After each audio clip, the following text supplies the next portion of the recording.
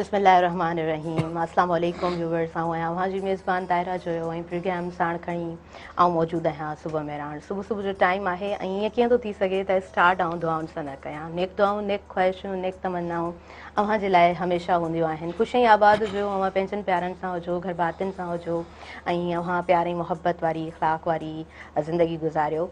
कुझु ॻाल्हियूं randomly mind में ईंदियूं आहिनि ऐं असां चाहींदा आहियूं त तव्हां सां शेयर करियूं। कुझु शयूं अहिड़ियूं हूंदियूं आहिनि जेके शेयर करण सां अञा वधीक सुठियूं लॻंदियूं आहिनि। मां चाहियां पई त जेके शयूं मुंहिंजे माइंड में आहिनि, कुझु पॉइंट्स उहे तव्हां सां शेयर कयां।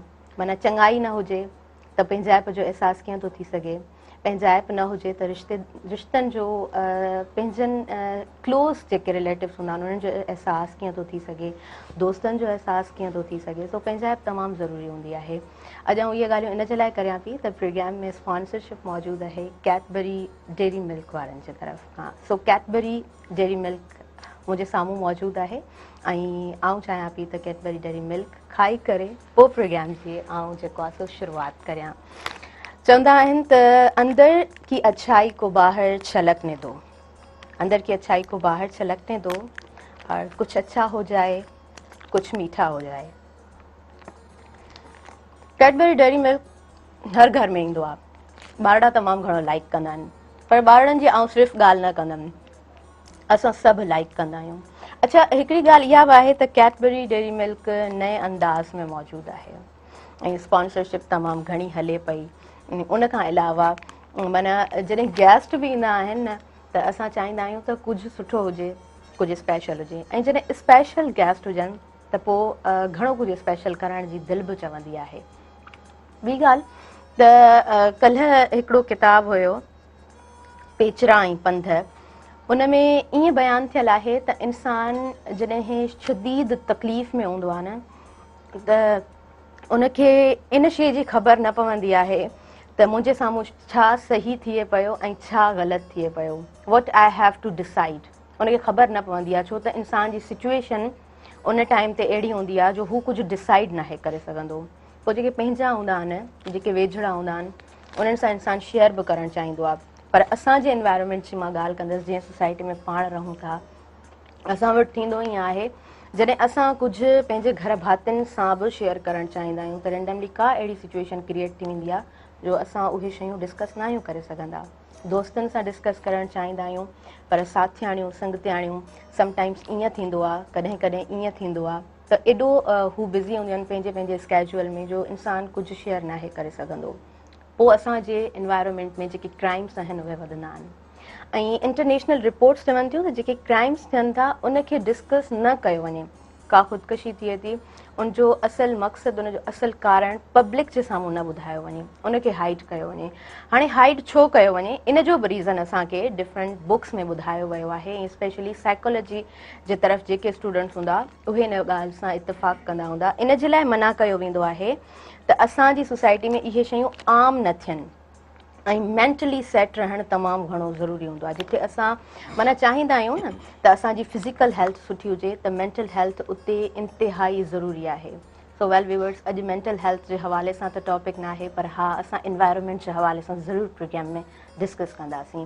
सो प्रोग्राम जी तरफ़ आऊं अॻियां वधां थी। कैडबरी डेयरी मिल्क मुंहिंजे हथ में आहे ऐं आऊं चाहींदसि त तव्हां सभु जेको न्यू एडिशन आहे इनजी, इनखे तव्हां टेस्ट कयो ऐं होपफुली तव्हांजो बि ॾींहुं ॾाढो सुठो रहंदो ऐं जॾहिं तव्हां घर में आणींदा त यकीननि तव्हांजा ॿारड़ा ऐं फैमिली बि ख़ुशि थी वेंदी। ऐं इंट्रोडक्शन जी तरफ़ अॻियां वधां थी। एसएम नदीम असांजे प्रोग्राम में मौजूदु आहिनि। पाण डायरेक्टर आहिनि स्पोर्ट्स जा, सिंध यूनिवर्सिटी में पंहिंजूं ख़िदमतूं सर अंजाम ॾियनि था ऐं गेमिंग जे हवाले सां असां हिननि खे एक्सपर्ट पर्सन बि चवंदा आहियूं। हमेशह न्यू अपडेट्स हूंदियूं आहिनि हिननि वटि। ऐं सिंधियुनि खे भली कार चवां थी इमरान चङण ते। अस्सलाम वालेकुम। वालेकुम सलाम। व्यूवर्स, उनखां अलावा इम्तियाज़ अब्बासी असांजे प्रोग्राम में मौजूदु आहिनि। एनवायरमेंटल एक्सपर्ट पर्सन आहिनि। सो क्लाइमेट चेंज जे हवाले सां बि ॻाल्हाईंदासीं। माना क्लाइमेट चेंज जॾहिं आउं ॿुधंदी आहियां त डायरेक्टली मुंहिंजे माइंड में इहो ईंदो आहे त इहो को फिक्शन न आहे, इहो को अफ़सानो न आहे। 21वीं सदी जी इहा हक़ीक़त आहे जंहिंखे असांखे तस्लीम करिणो आहे, जंहिंखे दुनिया तस्लीम करे थी। ऐं जॾहिं असां ख़ारिज गैसनि जे हवाले सां ॻाल्हाईंदा आहियूं, ग्रीन हाउस गैसिस जे हवाले सां ॻाल्हाईंदा आहियूं, दुनिया में जेके तरक़ी याफ़्ता मुल्क आहिनि उते जॾहिं ग्रीन हाउसिस जूं गैसिस निकिरंदियूं आहिनि उहे वरी असर असांजे मुल्कनि ते कंदियूं आहिनि। इहो सभु पाण डिस्कस कंदासीं इम्तियाज़ अब्बासी सां। सदन खे आऊं भली कार चवां थी सुरमेरा जंगल ते। अस्सलाम वालेकुम। कीअं आहियो? ठीकु आहियो?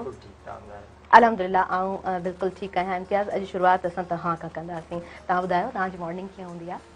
ॾाढी ज़बरदस्त। सुबुह जो सवेल उथंदा आहियूं, मुंहिंजी जेका सुबुह थींदी आहे उहा बेटाई जी सां ई थींदी आहे सुबुह जो। वाह वाह। त पहिरियों ई को न को हिकिड़ो राति जो सिलेक्ट करे छॾींदो आहे त सुबुह जो ई अपलोड करिणो आहे सोशल मीडिया ते। सही सही। त सुबुह जो उन्हनि दोस्तनि सां शेयर वाई कंदो जी आहियां। ॻाल्हि था करियो? हा, या पोइट्री बेत बेत सही सही। पोइ सुबुह जो अक्सर जेके दोस्त वेझा हूंदा आहिनि उन्हनि ॾे मोकिलींदो आहियां। ग्रुप ठहियलु आहे हिकिड़ो, त उन ते बि शेयर थींदी आहे माना सां। त सुबुह ईअं थींदी आहे बेटाई सां, पोइ जीअं चांहि ऐं उन खां पोइ अख़बार ऐं ॿियूं शयूं। रूटीन वारी लाइफ। वाह वाह ज़बरदस्त। माना मूंखे लॻे पियो तव्हांजी जेका रूटीन आहे उहा अदीबनि वारी आहे। बिल्कुलु हा न। असल में छा आहे त मुंहिंजी जेका फैमिली आहे असां वटि बि सभिनी जी रूटीन कुझु अहिड़े तरीक़े सां ई स्टार्ट थींदी आहे ऐं इहा मॉर्निंग ॾाढी सुठी थिए थी, खूबसूरत थी। असम नदीम खां असां पुछंदासीं, आज आप भी बताएंगे कि आपकी मॉर्निंग कैसे होती है?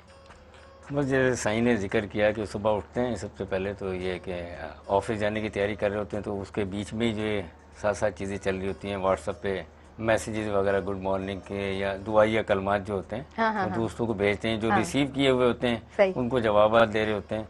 और ये एथिक्स भी हैं, अगर आपको कोई मैसेज करता है या कॉल करता है तो आप उसको रिस्पॉन्स करें, बेशक बाद में करें या पहले करें। अमूमन आजकल का जो माहौल चला है उसमें लोग क्या करते हैं कि वो रिप्लाई नहीं करते हैं, तो उससे उसके अगर सामने वाले बंदे का कैरेक्टर का पता लगता है कि वो उसके अंदर एथिक्स हैं या नहीं है। तो ये चीज़ें हैं सारी। और रात को जो है मोबाइल देखकर ही सोते हैं कि कोई मैसेज ऐसा या किसी दोस्त को कोई परेशानी ना हो। अमूमन दोस्त कर देते हैं कि कोई बीमारी है, कोई परेशानी है, तो मैसेज वगैरह करते हैं, उसका रिप्लाई। अच्छा, जब भी हम प्रोग्राम में डिस्कस करते हैं ना अबाउट द एजुकेशन, तो हम यही पॉइंट हाईलाइट करते हैं कि degrees never matter, basic etiquettes, ethics, norms, इहे शयूं मैटर कंदियूं आहिनि। उनखां पोइ तव्हांजा स्किल्स। ठीकु आहे। हा, तरबियत तमामु घणी ज़रूरी आहे। ऐं व्यूवर्स तव्हां सभिनी खे ख़बर आहे SM नदीम साहब जॾहिं बि असांजे प्रोग्राम में मौजूदु हूंदा आहिनि त असां गेमिंग जे हवाले सां डिस्कस कंदा आहियूं, स्पेशली स्पोर्ट्स जे हवाले सां असां डिस्कस कंदा आहियूं। सो हाणे छा नयूं ताज़ियूं ख़बरूं आहिनि स्पोर्ट्स के हवाले सां? बहुत कुछ है, अगर कहें तो थोड़ा सा डेयरी मिल्क के हवाले से मैं भी कुछ कह दूं। जी बिल्कुल बिल्कुल। असल में इसमें भी आपने कहा आप खाएं भी, आप ले लें। आपने कहा ना कि कुछ अच्छा हो जाए, कुछ मीठा हो जाए। असल में जो सोर्स ऑफ एनर्जी है उसमें 4 होते हैं, लैक्टोज, मल्टोज, फ्रक्टोज। तो उनमें से जो हमें जो मिल्क से जो मिलता है या मीठे से मिलता है, कार्बोहाइड्रेट मिलता है। हाँ। फौरी तवानाई का जरिए जो स्पोर्ट्स मैन को भी बहुत ज्यादा इफेक्ट करता है, क्योंकि हम लोग जब खेलते हैं या ट्रेनिंग करते हैं एग्जॉस्ट हो जाते हैं बहुत ज्यादा, हमारी जो एनर्जी कम हो जाती है।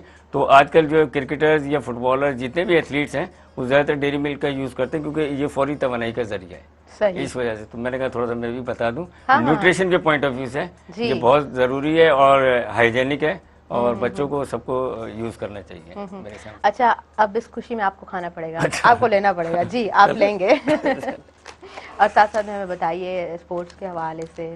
अभी वर्ल्ड कप चल रहा है, आपको पता है, और वर्ल्ड कप के अंदर जो है पाकिस्तान की सिचुएशन तो बड़ी क्रिटिकल हो गई है, क्योंकि एज यूजुअल जैसे हमने प्रीवियस प्रोग्राम में डिस्कस किया था कि इंडिया किसी भी हद तक जा सकता है पाकिस्तान को लेट डाउन करने के लिए, और वही हुआ कि इंडिया जो है साउथ अफ्रीका से जो है बड़ा इजीली हार गए।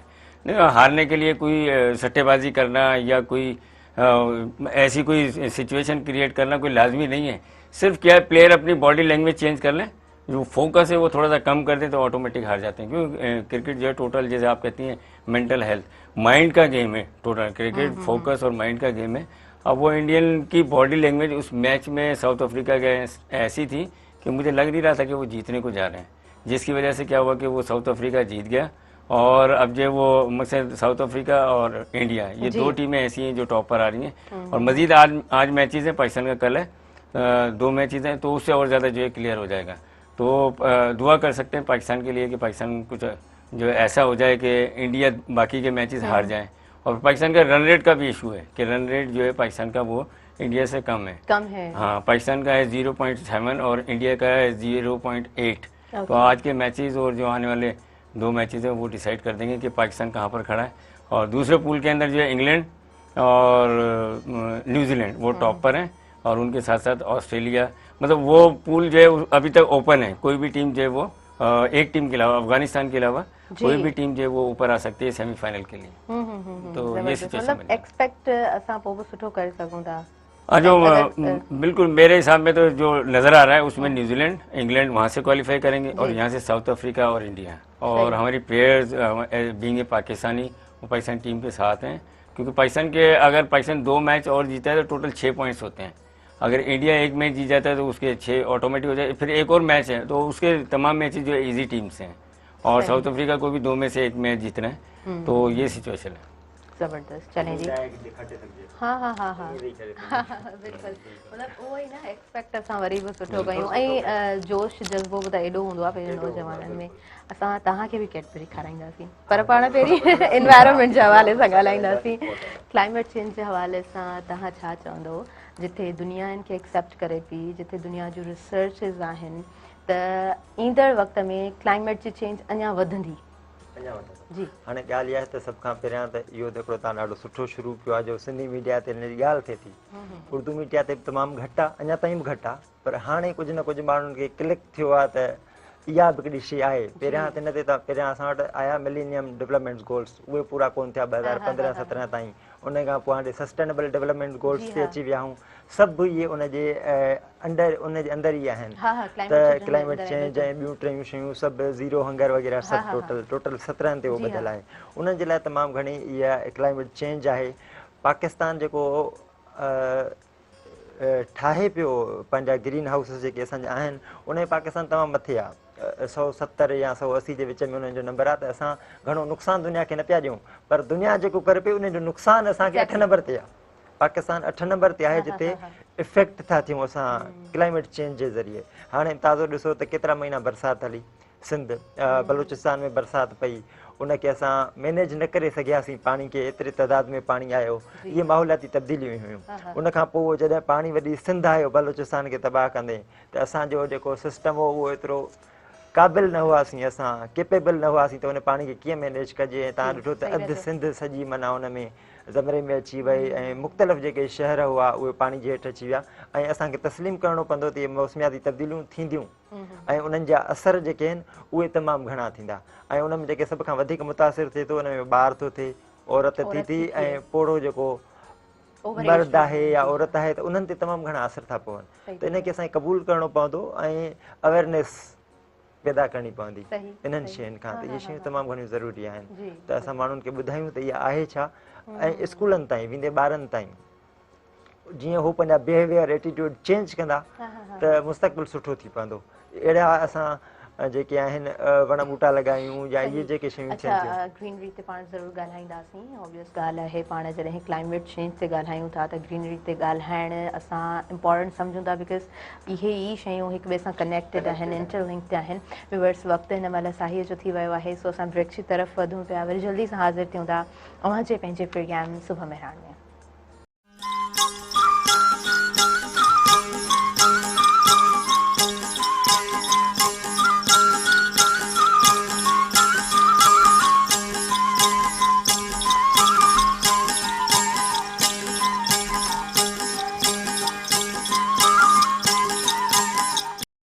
सभिनी ॾिसंदड़नि खे आऊं भली कार चवां थी। अव्हां जे पंहिंजे प्रोग्राम सुबह मेहरान में कैडबरी डेयरी मिल्क स्पॉन्सरशिप आहे असांजे प्रोग्राम में।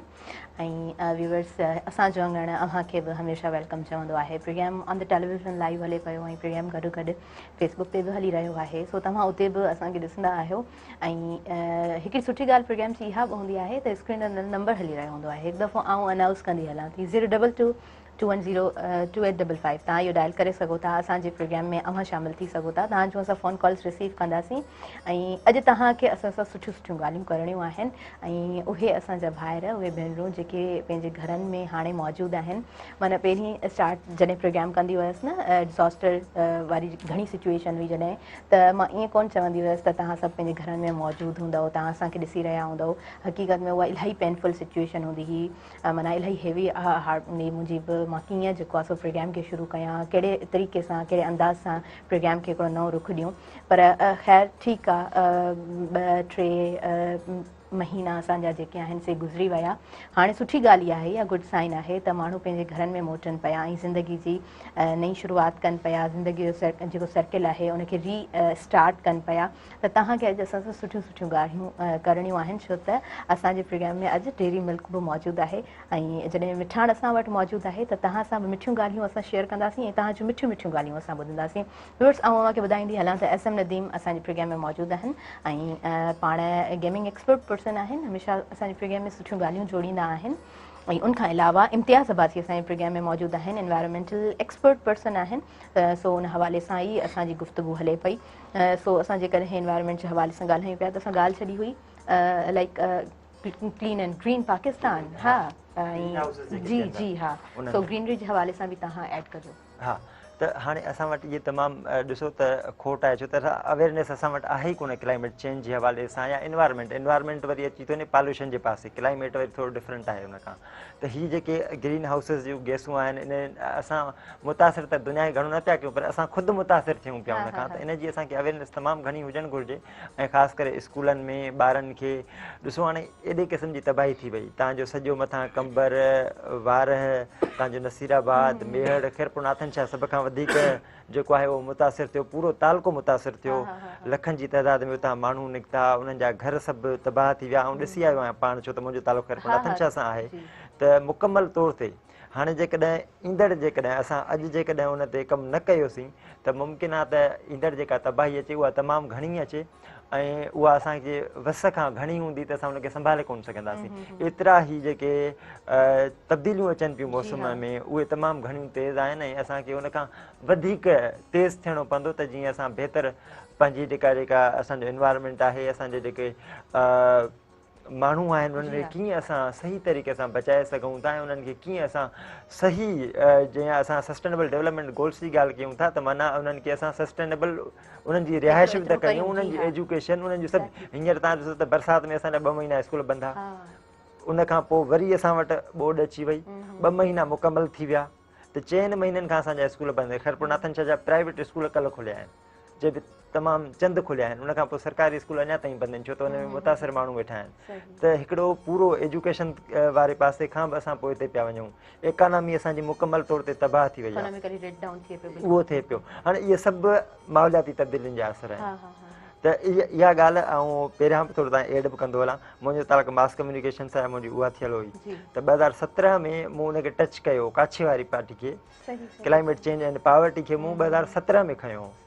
यूरोपियन यूनियन ऐं WWF जे अॻियां उन्हनि जो डॉक्यूमेंट्री कॉम्पिटिशन हुयो, त मूं उते 3 मिंट जी सिर्फ़ु डॉक्यूमेंट्री ठाही, उहा पूरे पाकिस्तान में पहिरियों नंबर आई।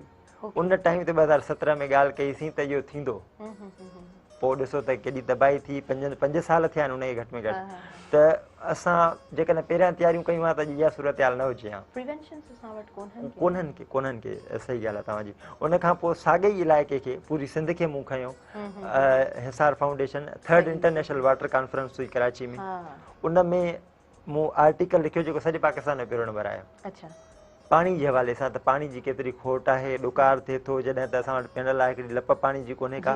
उहो तव्हांखे मां यादि ॾियारियां त 2018 या 19 में एतिरी खोट थी फरीदाबाद वारे पासे मेहड़ जे में, जो माउ ऐं पुट ॿई पाणी ॻोल्हींदे ॻोल्हींदे हुननि जी डेथ थी वई। अल्लाह अकबर, अहिड़ा केसिस ॾिसो न असां वटि। ईअं चई सघूं था त ईंदड़ वक़्त में जेकॾहिं सही असां वटि प्रिवेंशन्स कोन्हनि के, सही उन ते अमल न थींदो त अहिड़ियूं सिचुएशन्स असां वटि आम जाम असांखे मिलंदियूं। ऐं इहा हक़ीक़त आहे, हिनखे असां जॾहिं तस्लीम कंदासीं, हिन जे हवाले सां असां जॾहिं ॻाल्हाईंदासीं तॾहिं ई असांजे माण्हुनि में अवेयरनेस पैदा थींदी। अच्छा ॾिसो न, केन शाह लास्ट टाइम बि केन शाह तबाह थियो ऐं हिन दफ़े अञा सूरत हाल बिगड़ी। तव्हां छा था सम्झो हिते नौजवाननि जो रोल छा आहे इम्तियाज़? ऐं जॾहिं असां अवेयरनेस जी ॻाल्हि करियूं था त अहिड़ा अवेयरनेस सेशन्स केतिरो फ़ाइदो पहुचाए सघनि था? बिल्कुलु। हाणे इन में ॾिसो, सोशल मीडिया ते सिर्फ़ु इहा ॻाल्हि करणु त असांजे शहर खे बचायो या असांखे सेफ कयो, उहो एट ए टाइम त ॾाढो मुश्किल आहे, गवर्नमेंट जे लाइ बि मुश्किल आहे ऐं तव्हां ख़ुदि बि सोर्सिस तव्हांजा एतिरा कोन्हे जो तव्हां पंहिंजे शहरनि खे बचाए सघो। पर असांखे उन जूं तयारियूं पहिरियां पंहिंजा एटीट्यूड बिहेवियर चेंज करणा पवंदा। असांखे ॻोठनि जे माण्हुनि खे जीअं असां पोलियो मुंहुं मल्हाईंदा आहियूं, हाणे हर माण्हू खे पोलियो जी ख़बर आहे, जेका बि असां अवेयरनेस हलायूं था। क्लाइमेट चेंज खे बि असांखे एमरजेंसी जे बुनियादनि ते वठिणो पवंदो, माण्हुनि खे ॿुधाइणो पवंदो ही शयूं आहिनि जेके तव्हांखे हिननि जो ख़्यालु रखिणो पवंदो। ऐं उन खां जेके अचनि था, हाणे ॾिसो क्लाइमेट चेंज खे असां रोके नथा सघूं, असांजो कमु न आहे। हिकिड़ो पाकिस्तान नथो करे सघे न उन ते कमु, या सिंध सूबो उन ते कमु नथो करे सघे, सॼी दुनिया जो मसइलो आहे। पर पाण उन खां बची सघूं था। एतिरे तइदाद में जेकॾहिं पाणी अचे थो असां वटि, ऐं जेकॾहिं ईंदड़ 2023 में ख़ुदा न करे जो वरी बरसातूं पवनि ऐं एतिरो पाणी अचे त असां उनखे कीअं मैनेज कंदासीं। हींअर ख़ैरपुरनाथन शाह या ही सॼी जेका ओलह वारी पट्टी आहे उते बचा बंदि आहे, सुप्रियो बंदि आहे, MNV ड्रेन आहे, हींअर उहे मुकमल तौर ते ख़तमु थी चुका आहिनि। तव्हां बचा बंदि मां 2 ॾींहं पहिरियां घुमी आयो आहियां, मुकमल तौर ते ख़तमु थी वियो आहे बरसातुनि में। उन खां पोइ MNV ड्रेन जा 2 पासा, जंहिं ख़ैरपुरनाथन शाह खे जंहिं पासे ॾांहुं घारा लॻा ॿुॾो ऐं उनजो ओलह वारो पासो, 2 पासा मुकमल तौर ते ख़तमु थिया ऐं उनजी साइज़ तमामु घणी आहे, पाणी तमामु वॾे तइदाद में हो। त इन पाणी खे मैनेज करण लाइ घटि में घटि इहो कजे त क्लाइमेट सां त असां नथा विढ़ी सघूं, कोशिशि करे सघूं था, पर असां पाण खे एतिरो केपेबल कयूं जो इन पाणी खे असां कढी सघूं था। त उनजी जेकॾहिं साइज़ वधी वञे न, इहो ॾाढो बहितरु थींदो। उन खां पोइ सुप्रियो बंदि आहे, जेके असुल गस आहिनि, असुल रस्ता आहिनि, उन्हनि जी रोकथाम न थियणु, उन्हनि जी रोकथाम हिन दफ़े थियो ई सॼो इहो आहे तक़रीबन। माना जिथे जिथे पाणी खे रोकियो वियो, त 2010 में बि ईअं थियो, त 2010 में बि ईअं थियो त किथे पाणी खे रोकियो वियो ऐं ओचितो पाणी अची वियो, कीहाट हुआ माण्हुनि जा। उते राति जो असां वटि गोज़ो शहर आहे, उते 2 कलाकनि जे अंदरि ॿुॾी वियो, 2 कलाकनि जे अंदरि कंप्लीटली। माना उहो हिकिड़ो त उते तव्हां ॾिसो हा त माना राति जो 2 बजे, पाणी सां केरु विढ़े, राति जो 2 बजे उते नंढड़ा ॿार जेके उन निंड जो टाइम, उन महिल तव्हां ॿारनि खे खणी निकिता आहिनि, न सवारी हुजे तव्हां वटि, न का ॿी शइ हुजे, उहो त कीअं माण्हू सर्वाइव कंदा। हाणे जेकॾहिं असां हिनखे बहितर अंदाज़ में इहो ई थी त पहिरियां असां हाणे खां तयारी कयूं, ईंदड़ बरसातुनि खां बचण जे लाइ अहिड़ी कोशिशि कयूं असां जीअं असां इन्हनि शयुनि खां बची सघूं, नुक़सानु घणो न थिए। अच्छा, उन्हनि कोशिशुनि में तव्हां लिस्ट में छा छा शयूं ॿुधाईंदव की असांखे छा छा करणु खपे, आम शहरी खे, आम माण्हू खे? असांखे स्ट्रगल करणु खपे। आम माण्हू पाण चवे त मुंहिंजो बचाव आहे, मूंखे हीअं करणु खपे। हींअर जेकॾहिं इन्हनि इलाइक़नि खे असांखे बचाइणो आहे, मंछर असांजा जेके दोस्त आहिनि राइटर, उन्हनि बि काफ़ी लिखियो, ॿाहिरि जेके बि आहिनि पाणी जा, अज़ीज़ साईं अज़ीज़ रांझाणी गुज़िरियल साल बि उन महाबोड किताबु लिखियो ऐं सॼी सिंध जा राइटर उन में हुआ, ऐं उन ॿुधायो त कीअं असां शहर खे उन टाइम में बि इहो हुआ त इन्हनि खे बचाइजे। ऐं हींअर बि इहो आहे त जेकॾहिं मंछर खे टाइम सां ख़ाली कयो वञे हा, हमल खे ख़ाली कयो वञे हा, त एॾो डिज़ास्टर न थिए हा, इहा सूरत हाल न थिए हा। पर ईंदड़ जेकॾहिं अचे थो त उन में घटि में घटि जेको अड़ल ऐं दानस्तर वाह आहे, इन्हनि खे जेकॾहिं दरनि खे वेकिरो कयो वञे, इन्हनि खे वधाई वञे, इन्हनि जी कैपेसिटी वधाई वञे, त जीअं इहो घणो पाणी कढी सघनि। उन्हनि खे सभ खां पहिरियां, उन खां पोइ जेके MNV ड्रेन आहे, उन्हनि जे उन्हनि बंदनि खे पको करे मिटी ॾेई ऐं उन सां उहो पिचिंग कई वञे पथरनि जे 2 पासनि खां। माना ईअं सम्झो त हिकिड़े बंद जे 2 पासा पिचिंग थिए, परियां बि थिए, ऐं उनजी साइज़ वधाई वञे। जेकॾहिं इनखे साइज़, ऐं तमामु वॾो कमु आहे, ईअं सम्झो त 2-3 महीननि जो कमु कोन्हे को, ही पूरे साल जो कमु आहे। उहो उनजी पिचिंग थियणु घुरिजे न। उनजे लाइ असांखे स्ट्रगल हलाइणी पवंदी तमामु घणी, त जीअं माना इहो आहे त असां बची सघूं। बरसाति जो पाणी जेकॾहिं तमामु जेतिरो बचे थो असां वटि, उनखां अलावा जॾहिं तव्हां अञा अॻिते वञो त पोइ असांखे सोशल मीडिया जो तमामु वॾो टूल आहे।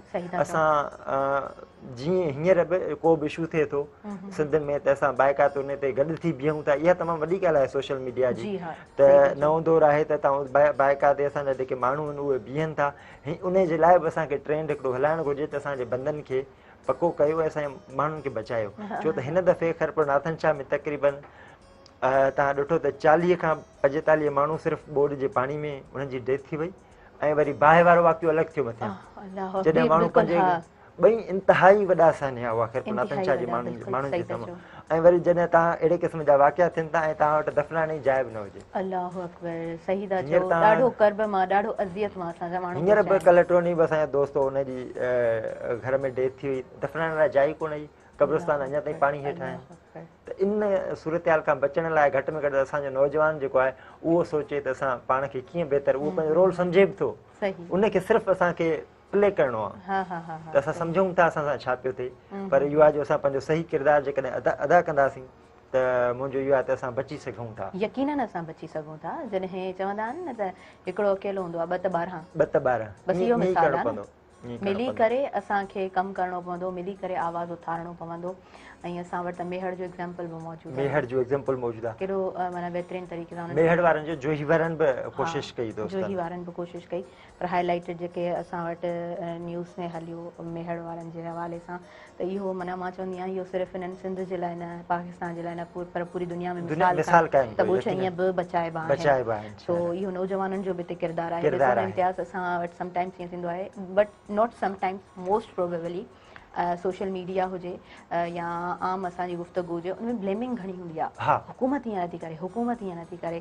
अच्छा, कल्ह जी ॻाल्हि आहे, मां कल्ह जेको आहे सो हैदराबाद में ई पीपल्स बस सर्विस जेका आहे कराची में आहे, उहा बस मां हैदराबाद में ॾिठी ऐं जहिड़ी तरीक़े सां हुनजी कंडीशन हुजणु खपे ओड़ी कंडीशन कोन हुई, छो त हुनजी केयर कोन्हे का।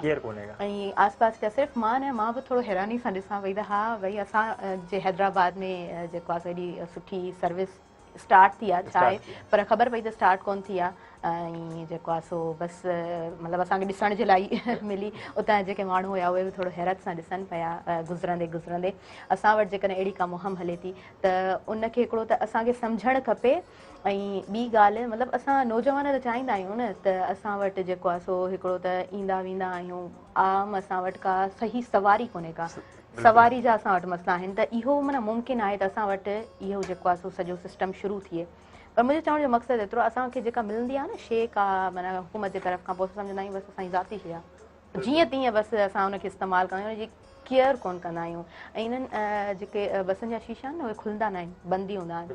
ऐं जेकॾहिं एसी ख़राबु थिए त हुनजी मरम्मत थियणु खपे, या फॉर एग्ज़ाम्पल जिथे हलाइणु न खपे त उते न हलाइणु खपे। इहा त केयर आहे न, असां वटि असल में चेक एंड बैलेंस कोन्हे को। सो बि वर्स असां हिन ॻाल्हियुनि खे ज़रूरु कंटिन्यू कंदासीं। असां नदीम साहिब खां असां क्रिकेट जे हवाले सां वधीक पुछंदासीं। असां जेकॾहिं क्रिकेट जी बेटरमेंट जो सोचूं था त उते तव्हां कीअं एक्ट कंदव क्रिकेट में? अभी देखिए रमीज़ राजा साहब और उनकी टीम जो है, नदीम खान, जुनैद ज़िया साहब, ये सारे लोग जो है वो करते रहे हैं बेहतरी के लिए, और इन्होंने प्लान भी किया है काफ़ी। जैसे जूनियर लीग हुई थी तो अभी मेरे ख्याल से इसी महीने में 10 या 11 तारीख को हैदराबाद में भी ट्रायल्स हैं अंडर 13, 16 और 19 के ग्रास रूट लेवल पर। ठीक है, वो बच्चे जो वो city cricket association, Sindh cricket association के प्लेटफॉर्म से खेलेंगे इंटर सिटी क्रिकेट चैम्पियनशिप। उसमें से जो बच्चे बेहतर होंगे या परफॉर्म करेंगे वो डिवीज़न की टीम के अंदर आ जाएंगे। यानी सिंध को 4 डिवीज़न में इन्होंने डिवाइड किया है। फिर वो फर्दर सिंध की टीम बनेंगी 2, उसमें जाएंगे, फिर वो नेशनल, फिर पाकिस्तान। बस ये कि ये सिस्टम बना, और आप कह रहे हैं कि सिस्टम बनाया हुआ है इन्होंने नीचे से ऊपर का।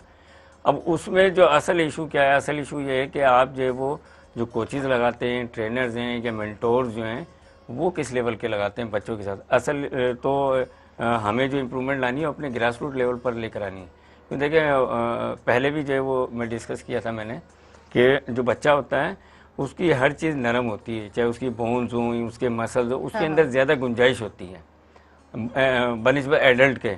जब कोई बड़ा हो जाता है तो उसको आप जो इस तरीके से मोल्ड नहीं कर सकते जो बच्चे को कर सकते।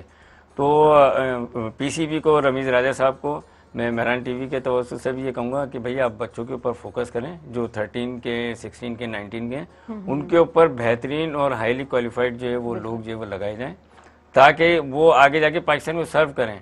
अभी आप देख रहे हैं शाहीन शाह अफरीदी जो बाउंड्री के ऊपर डाइव करते हुए इंजर्ड हो जाते हैं, कभी रिजवान का कोई क्रैम्प पड़ जाते हैं डिहाइड्रेशन की वजह से, नसीम शाह को प्रॉब्लम हो जाती है। ठीक है ना, तो ये सारी चीज़ें जो वो बैलेंस जो है वो कौन करेगा कि हमारे बच्चों को नीचे से अगर अच्छी कहते हैं ना कि वो ग्रास रूट लेवल पर या नर्सरी अच्छी होगी तो एजुकेशन में आगे जाकर वो इम्प्रूव करेगा। तो ऐसे ही स्पोर्ट्स का भी है, स्पोर्ट्स एक पूरी इंडस्ट्री हो गई है, बिजनेस हो गया है। चवंदा आहिनि न असांजी सिंधी में त बिज सुठो हूंदो त यकीनन फसल सुठो थींदो। व्यूअर्स वक़्तु साईअ जो थी वियो आहे, ब्रेक जी तरफ़ वधूं पिया, जल्दी सां हाज़िर थियूं था तव्हां जे पंहिंजे प्रोग्राम में।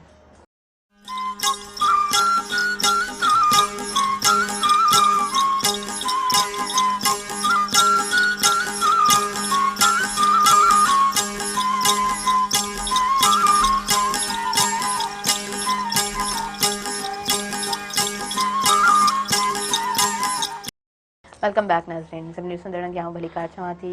असांजे प्रोग्राम में स्पॉन्सरशिप आहे कैडबरी डेयरी मिल्क जे तरफ़ खां ऐं मां अव्हांखे ॿुधाए चुकसि त प्रोग्राम हिन महिल लाइव हले पियो ऐं स्क्रीन ते नंबर बि हली रहियो आहे। तव्हांजो फ़ोन कॉल्स बि असां चाहींदा आहियूं त रिसीव करियूं ऐं जेकॾहिं असां एडवर्टाइज़मेंट जी ॻाल्हि कयूं था त अंदर की अच्छाई को ॿाहिरि छलकने दो। कैडबरी डेयरी मिल्क, कुछ अच्छा हो जाए, कुछ मीठा हो जाए। सो कैडबरी डेयरी मिल्क असांजे प्रोग्राम में मथां मौजूदु आहे न, त मां हिकिड़ो खणी रखी छॾियो आहे। बसि सभु ही मुंहिंजा न, हीउ बि मुंहिंजो आहे। सो आउं चाहियां थी त मिठियूं मिठियूं ॻाल्हियूं कयां न, आउं तव्हांखे बि ॾींदमि। आउं चाहियां पई त अॼु प्रोग्राम में असां जेको आहे सो मिठियूं मिठियूं ॻाल्हियूं करियूं, छो त मिठो मिठो खाइण सां चवंदा आहिनि त माण्हू सुठो सुठो ॻाल्हाईंदो बि आहे। हा, सो एजुकेशन खां वधीक सुठी कहिड़ी ॻाल्हि थी सघे थी। असां वटि ॾिसो न, कंहिं शइ जी पाण ॻाल्हि करियूं पिया, मुख़्तलिफ़ ज़िलनि जी पाण ॻाल्हि करियूं पिया जेके मुतासिर थिया आहिनि।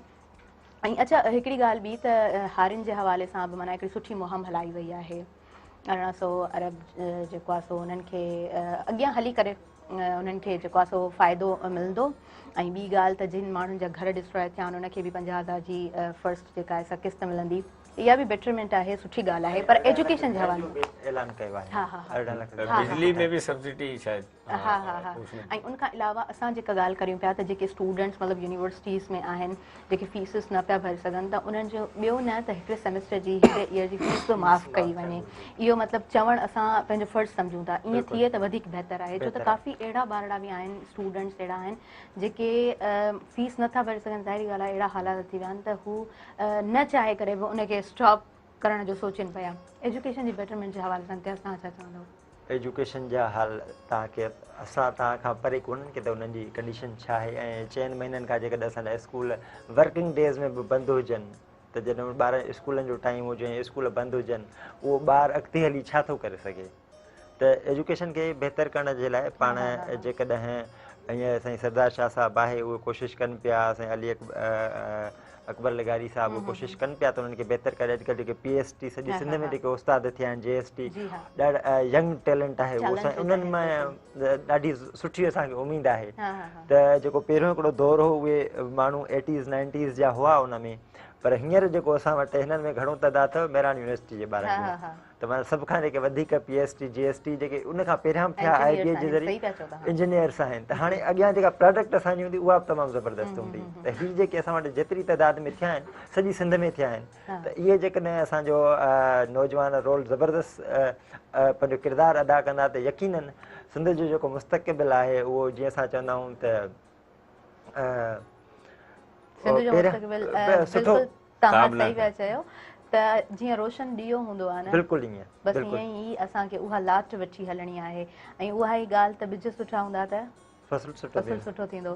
त असां वटि जेका हींअर मतिलबु टीचर्स जेका अपॉइंट थिया आहिनि, तव्हां बि एड कयो त इलाही बहितरीनु जेका आहे सिलेक्शन आहे। इम्तियाज़ सां तव्हांजे हवाले सां बि ॻाल्हाईंदासीं। तव्हां ॿुधायो इन्वायरमेंटल जे हवाले सां स्टडी करण जो तव्हां कीअं सोचियो? कुझु इंसान जा गोल्स हूंदा आहिनि, कुझु विजन्स हूंदा आहिनि, ऐं ॾिसो न फील्ड्स बि काफ़ी सारियूं आहिनि। बिल्कुलु। असल में थियो ईअं जो मुंहिंजो मास कम्युनिकेशन में मुंहिंजो पंहिंजो शौक़ु हो असल में मास कम्युनिकेशन, छो त हुन खां पहिरियां मुंहिंजो असांजो घर जो सहाफ़त सां तालुक़ु आहे पहिरियां खां वठी, अदब सां। पोइ सहाफ़त में मुंहिंजी मास कम्युनिकेशन थी हिते, पर ड्यूरिंग स्टडी उन जे दौरान ई WWF जो मूं तव्हांखे ॿुधायो त हुनजो कॉम्पिटिशन हो ऐं यूरोपियन यूनियन जो, त क्लाइमेट चेंज एंड पावर्टी हुननि जो थीम हो, त हिन ते तव्हां डॉक्यूमेंट्री ठाहियो। पोइ इन ते कमु थियलु कोन हो। असल में नासिर पंवर साहिबु अक्सर तव्हांजे प्रोग्राम में ईंदा बि आहिनि हिते, त उन्हनि सां वरी मुंहिंजो सुठो दोस्ती आहे। त पोइ उन्हनि सां लाॻापाट बहितरा, त मूं चयो त हाणे छो न इन सब्जेक्ट ते कमु कजे। त पोइ मूं उन ते डॉक्यूमेंट्री ठाही। उहा डॉक्यूमेंट्री सॼी सिंध जी बकासी करे पई, काछे जी, त माहौलियाती तब्दीलियूं छा आहिनि ऐं उनखां असां कीअं बची सघूं था। त पोइ मूं उहा डॉक्यूमेंट्री जॾहिं ठाही, ऐं सुठो माण्हू सोचींदो सुठो थींदो, ऐं उहा डॉक्यूमेंट्री 50 डॉक्यूमेंट्री सॼे पाकिस्तान मां आयूं, ऐं उन्हनि 30 सिलेक्ट कयूं त हिननि में मुक़ाबिलो कजे। उन्हनि में मुंहिंजी डॉक्यूमेंट्री सॼे पाकिस्तान में फर्स्ट पोज़ीशन कई। उनखां पोइ उन्हनि मूंखे घुरायो हुते इस्लामाबाद, यूरोपियन यूनियन जी टीम हुई, WWF जी टीम हुई, उन्हनि बिल्कुलु ऑनर ॾिनो हुते मूंखे। त ऐं उनखां पोइ सेलिब्रेशन थी ॾाढी ज़बरदस्त। उनखां पोइ जॾहिं मां मोटी आयुमि हिते, त सिंध यूनिवर्सिटी जो जेको VC हो हिते नासिर साहिब प्रोग्राम ऑर्गेनाइज़ करायो ऑनर में, त उन में तमामु सुठी 10 appreciation मिली, हा। माण्हू हुआ हैदराबाद जीअं सम्झो त किरी माण्हू हुन मौजूदु हुआ उन प्रोग्राम में, उतां खां मूंखे वधीक मोटिवेशन मिली। उन खां पोइ जीअं त तव्हांखे मूं ॿुधायो त हिकिड़ो पाणी ते मूं आर्टिकल लिखियो तक़रीबन 1750 वर्ड्स ते, ऐं उहो 3rd इंटरनेशनल वाटर कॉन्फ्रेंस में फर्स्ट पोजीशन आई हुनजी, सिंधी वारो कालम जेको लिखियो सही, हो। सही। उन खां पोइ वरी हिकिड़ी ॿी डॉक्यूमेंट्री मूं ठाही, उहा ठाही UNDP इस्लामाबाद जे लाइ, ऐं उन ॿियूं बि इंटरनेशनल ऑर्गेनाइज़ेशन्स हूं, पर लीड उनखे UNDP पई करे, माउंटेन टॉक जे नाले सां सही। जबल ॻाल्हाइनि था, ऐं उहा माइग्रेशन ते हुई, माहौलियाती तब्दीलियुनि ते हुई, ऐं गुरबत ते हुई, त उहा वरी पूरो पाकिस्तान में ॿियो नंबर आई। त हुननि इहे 2-3 जेके ड्यूरिंग स्टडी मूंखे इहे एक्सपोजर मिलियो इस्लामाबाद ताईं वञण जो, त पोइ हिन सब्जेक्ट ते मुंहिंजे लाइ कमु करणु माना आसान थी वियो, त माना हिन सब्जेक्ट ते कमु कजे ऐं हिन ॿई पासे वञिजे। ताज़ो ऐं जेका खैरपुनाथन शाह जी सूरत हाल आहे उन ते हींअर मां डॉक्यूमेंट्री ठाहियां पियो। मूं चयो छो न जेको थियो आहे सभु कुझु, छो त छो न हिनखे इंटरनेशनल लेवल ते खणी वञिजे। मूं हुनखे नालो ॾिनो आहे क्लाइमेट चेंज एंड केन शाह। त उनजी जेका प्रोडक्शन आहे उहा तक़रीबन थी चुकी आहे, हींअर उहो पोस्ट प्रोडक्शन में आहे डॉक्यूमेंट्री, त इनशाला जल्दी असां उनखे आणींदासीं, त जीअं असां ॿुधाए सघूं त असां हिन ते हेतिरो इफेक्ट थिया आहियूं असां, ऐं असां अॻिते बि जेकॾहिं कुझु बहितर कंदासीं, पंहिंजे सिस्टम खे बहितर कंदासीं, त असां इनखे वधीक इनखे करे सघूं था, रोकथाम थी। उन खां पोइ जॾहिं मां हुतां पास आउट कयो त मूं शुरूआति कई रेडियो पाकिस्तान हैदराबाद खां, छो त मूं चयो त बेसिक खां माण्हू शयूं सिखे। पोइ रेडियो पाकिस्तान ते मूंखे उन्हनि प्रोग्राम ॾिनो, यूनिवर्सिटी मैगज़ीन, तमामु पुराणो प्रोग्राम आहे। पोइ उते वरी मूं हिकिड़ो प्रोग्राम, सुठो प्रोग्राम, उते हिकिड़ो सिलसिलो अॼु जो स्कॉलर, उहो तमामु असांजो कामयाबु थियो, जंहिंमें PhD स्कॉलर्स ईंदा हुआ, पंहिंजी PhD। हूअं आमतौर ते ॾिसूं जेको PhD करे त उहा PhD सिर्फ़ु किताबनि जो सुरजी थी वञे, रिसर्च गुम, त हू अची ॿुधाईंदा त असां हीअ तहक़ीक़ कई आहे। उन खां पोइ उहो प्रोग्राम, हा, मौज़ू ते अचे, रिसर्च असां कीअं कई, कहिड़ियूं तकलीफ़ूं ॾिठियूं, ऐं उनजो फ़ाइदो छा थींदो। ऐं मां बिना कंहिं हुनजे त हिकिड़ो उन बिल्कुलु कड़क नमूने पुछिबो आहे की तव्हांजी PhD जो फ़ाइदो कहिड़ो आहे, उन अंदाज़ में, त उहो बिल्कुलु ॿुधाईंदा त असां हीअ PhD कई आहे ऐं हिन रिसर्च जो हीउ फ़ाइदो आहे असांखे, ऐं असांजे समाज में हीअ तब्दीली अची सघे थी हिन रिसर्च सां। अच्छा, तव्हांजे माइंड में इहा शइ हूंदी न, हेॾियूं सारियूं रिसर्च त थियनि थियूं, पर उनजो फ़ाइदो छा आहे? फ़ाइदो छा आहे? असांजे माहौल में छा तब्दीलियूं अचनि थियूं, छा फ़ाइदो थिए थो, या उहा बुक जी शक्ल में बसि असां वटि किताबनि जी अक्सर थिए ईअं थो, असां वटि थिए, उहो पाण जेके टीचर्स आहिनि मञंदा आहिनि त असां वटि कुझु कोन्हे को, ऐं इम्प्लीमेंट थियनि त तमामु हिकिड़ी। ऐं ॾिसो की क्लाइमेट चेंज ते असां वटि अथव सिंध यूनिवर्सिटी में काफ़ी PhDs आहिनि, पर जेकॾहिं उहे इम्प्लीमेंट थियनि त असां सभिनी शयुनि खां बची सघूं। मेरान यूनिवर्सिटी में हुनजा डिपार्टमेंट मौजूदु आहिनि, त इन्हनि ते कमु थिए त मां त चवां त टीचर ई को हिकिड़ो मौज़ू खणे ऐं हिन ई माहौल में जेकॾहिं रिसर्च करे का हिकिड़ो पेपर लिखी वठे ऐं इंटरनेशनल लेवल ते उहो वञे त माना केतिरी तब्दीली अची सघे थी, ऐं उन टीचर हिकिड़े जो रोल सॼी सिंध जी जेका आहे उहा तकदीर मटाए सघे थो। तव्हां सही था चओ, बिल्कुलु सही था चओ। असां ॾिसो न, ज़बानी कला में ॻाल्हियूं खोड़ सारियूं थींदियूं आहिनि, घणियूं ॻाल्हियूं थी वेंदियूं आहिनि, ऐं असां वटि रिसर्च बि खोड़ सारियूं थींदियूं आहिनि, पर ईअं बि थींदो आहे असां रिपीटेशन बि घणी हूंदी आहे, हा न, माहौल में जेका तब्दीली अचे थी उनखे मतिलबु हिकिड़ी रिसर्च जो छो नथो शेप मिली सघे, थी सघे थो न, मुमकिन आहे। इन ते बि यकीनन कमु थियणु खपे। ऐं उन खां अलावा जेकॾहिं स्कूल लेवल जी, कॉलेज लेवल जी, रूट लेवल जी पाण ॻाल्हि कयूं था, छा था सम्झो त कीअं प्लानिंग हुजणु खपे त असां ॿारनि खे बि अवेयर करे सघूं? ॿारनि जी सभ खां पहिरियां जेकॾहिं असां माहौलियाती तब्दीली जी जेकॾहिं ॻाल्हि था कयूं एजुकेशन में, त असांखे सिलेबस में शामिलु करणु घुरिजनि उहे सभु शयूं जेके बि असांजे मुस्तक़बिल लाइ ज़रूरी आहिनि। पोइ environment, climate change, sustainable development goals, उहे सभु असांजे सिलेबस जो हिसो हुजणु घुरिजनि। या त मुंहिंजो त इहो ख़्यालु आहे त इहो बिल्कुलु हिकिड़ो सब्जेक्ट ई अलॻि हुजणु घुरिजे, सब्जेक्ट अलॻि हुजणु घुरिजे, जंहिंमें असां इहे सभु शयूं माहिर लाज़मी जेके आहिनि, जेकी किताब लिखनि था, ऐं ॿिया उनजो बोर्ड ठहणु घुरिजे लाज़मी, उन ते मुख़्तलिफ़ असांजा माहिर आहिनि जेके उन ते वेही करे सब्जेक्ट अलॻि हुजणु घुरिजे। इहा ॻाल्हि बि आहे त जेको इंसानु जंहिं शइ में स्पेशलिस्ट आहे न, उनखे उनजी जॻह ते विहारे करे उन खां उहो कमु वठिजे। इन शइ जी बि असां वटि कमी आहे, ऐं उन सही जाइ ते सही माण्हू कोन्हे को असां वटि, माना वॾी इन जी खोट आहे। त जेकॾहिं असां इन पासे वेंदासीं, इहो सब्जेक्ट अलॻि हुजणु घुरिजे। बाक़ी असां वटि ॿिया जीअं सब्जेक्ट आहिनि, हाणे कल्ह बि मूं हिकिड़ी तस्वीर शेयर कई खैरपुनाथन शाह हाई स्कूल जी, सॼी सिंध में उहो मॉडल हाई स्कूल ठहियल हो। हींअर तव्हां उनजी तस्वीर ॾिसंदा रोअण ईंदो, अहिड़ी उनजी हालत थी वई आहे। इन एजुकेशन सिस्टम खे असां क्वालिटी जेका आहे क्वालिटी ऑफ एजुकेशन एजुकेशन उहो ई उनखे सस्टेनेबिलिटी डेवलपमेंट गोल्स में पाण अची वियासीं। अची वियासीं त उहे जेकॾहिं बहितर थी वञनि न असांजे उन ते थोरो फोकस कजे। हींअर सिंध में तालीम ते एमरजेंसी लागू हुई काफ़ी वक़्त खां, त उनखे बहितर करणु घुरिजे। हींअर सेक्रेटरी बि सुठो आहे, जेकॾहिं सरदार शाह आहे उहो बि जेकॾहिं कोशिशि कनि ऐं डीपली वञी फोकस कनि ऐं असां वटि जेको पाण चवंदा आहियूं न करणु घुरिजे ॻाल्हि काफ़ी कल्चर वारी, त उनखे बि जेकॾहिं उन ते संजीदा थिए त जेको सिलेबस पढ़ायो वञे थो उन जी मॉनिटरिंग थियणु घुरिजे। हर महीने मॉनिटरिंग थियणु घुरिजे त असांजे ॿार पढ़ियो छा। जीअं यूनिवर्सिटी में असां पढ़ंदा आहियूं न त हर सेमेस्टर में असांखे जेको पढ़ाईंदा आहिनि उन मां इम्तिहान वठंदा आहिनि। उन मां ई इम्तिहान जेके 4 सवाल तव्हां पढ़िया आहिनि 5 उन मां ऐं शागिर्द लाइ आसान थींदो आहे त पेपर मां कीअं ॾियां। सही था चओ, सही था चओ। ऐं जॾहिं तव्हां स्कूल वञो 8हीं क्लास में 9हीं क्लास में त उते त ख़बर ई न हूंदी आहे त ॿार पढ़ियो छा आहे ऐं ॿार जे पेपर में ईंदो छा। हा हा हा सही। सेमेस्टर उहो ई वाइज़ तव्हां जेका ॻाल्हि कयो पिया न लाइक असांखे जेको आहे स्पून फीडिंग कराई वेंदी आहे ऐं जेको रटो लॻारायो वञे थो उन जे ई हवाले सां जेकॾहिं ॿार खे विहारे बाबा हूअ शइ तो उहा पढ़ी हुनखे तोखे उहा ई शइ लिखणी आहे त ॿार ॾिसो न फास्ट माइंड हूंदो आहे हुनजो, उहो करे वेंदा। पर हक़ीक़त में जेका बहितरी आहे तालीम जी उहा कीअं थी सघंदी इन ते पाण वधीक ॻाल्हाईंदासीं। व्यूअर्स वक़्तु थी वियो आहे न्यूज़ ब्रेक जो। कुझु सुठो थी वञे ऐं कुझु मिठो थी वञे। सो कैडबरी डेयरी मिल्क तव्हां बि खाईंदा, मतिलबु पाण काफ़ी सारा कमु कंदा आहियूं। असांजी डिफरेंट हर कंहिंजो डिफरेंट स्केड्यूल आहे, डिफरेंट रूटीन आहे, पर उन में जेकॾहिं कुझु नओं थी वञे त बहितर हूंदो आहे। सो असां न्यूज़ ब्रेक की तरफ़ वधूं पिया और जल्दी सां हाज़िर थींदासीं पंहिंजे प्रोग्राम सुबुह मेहरान में।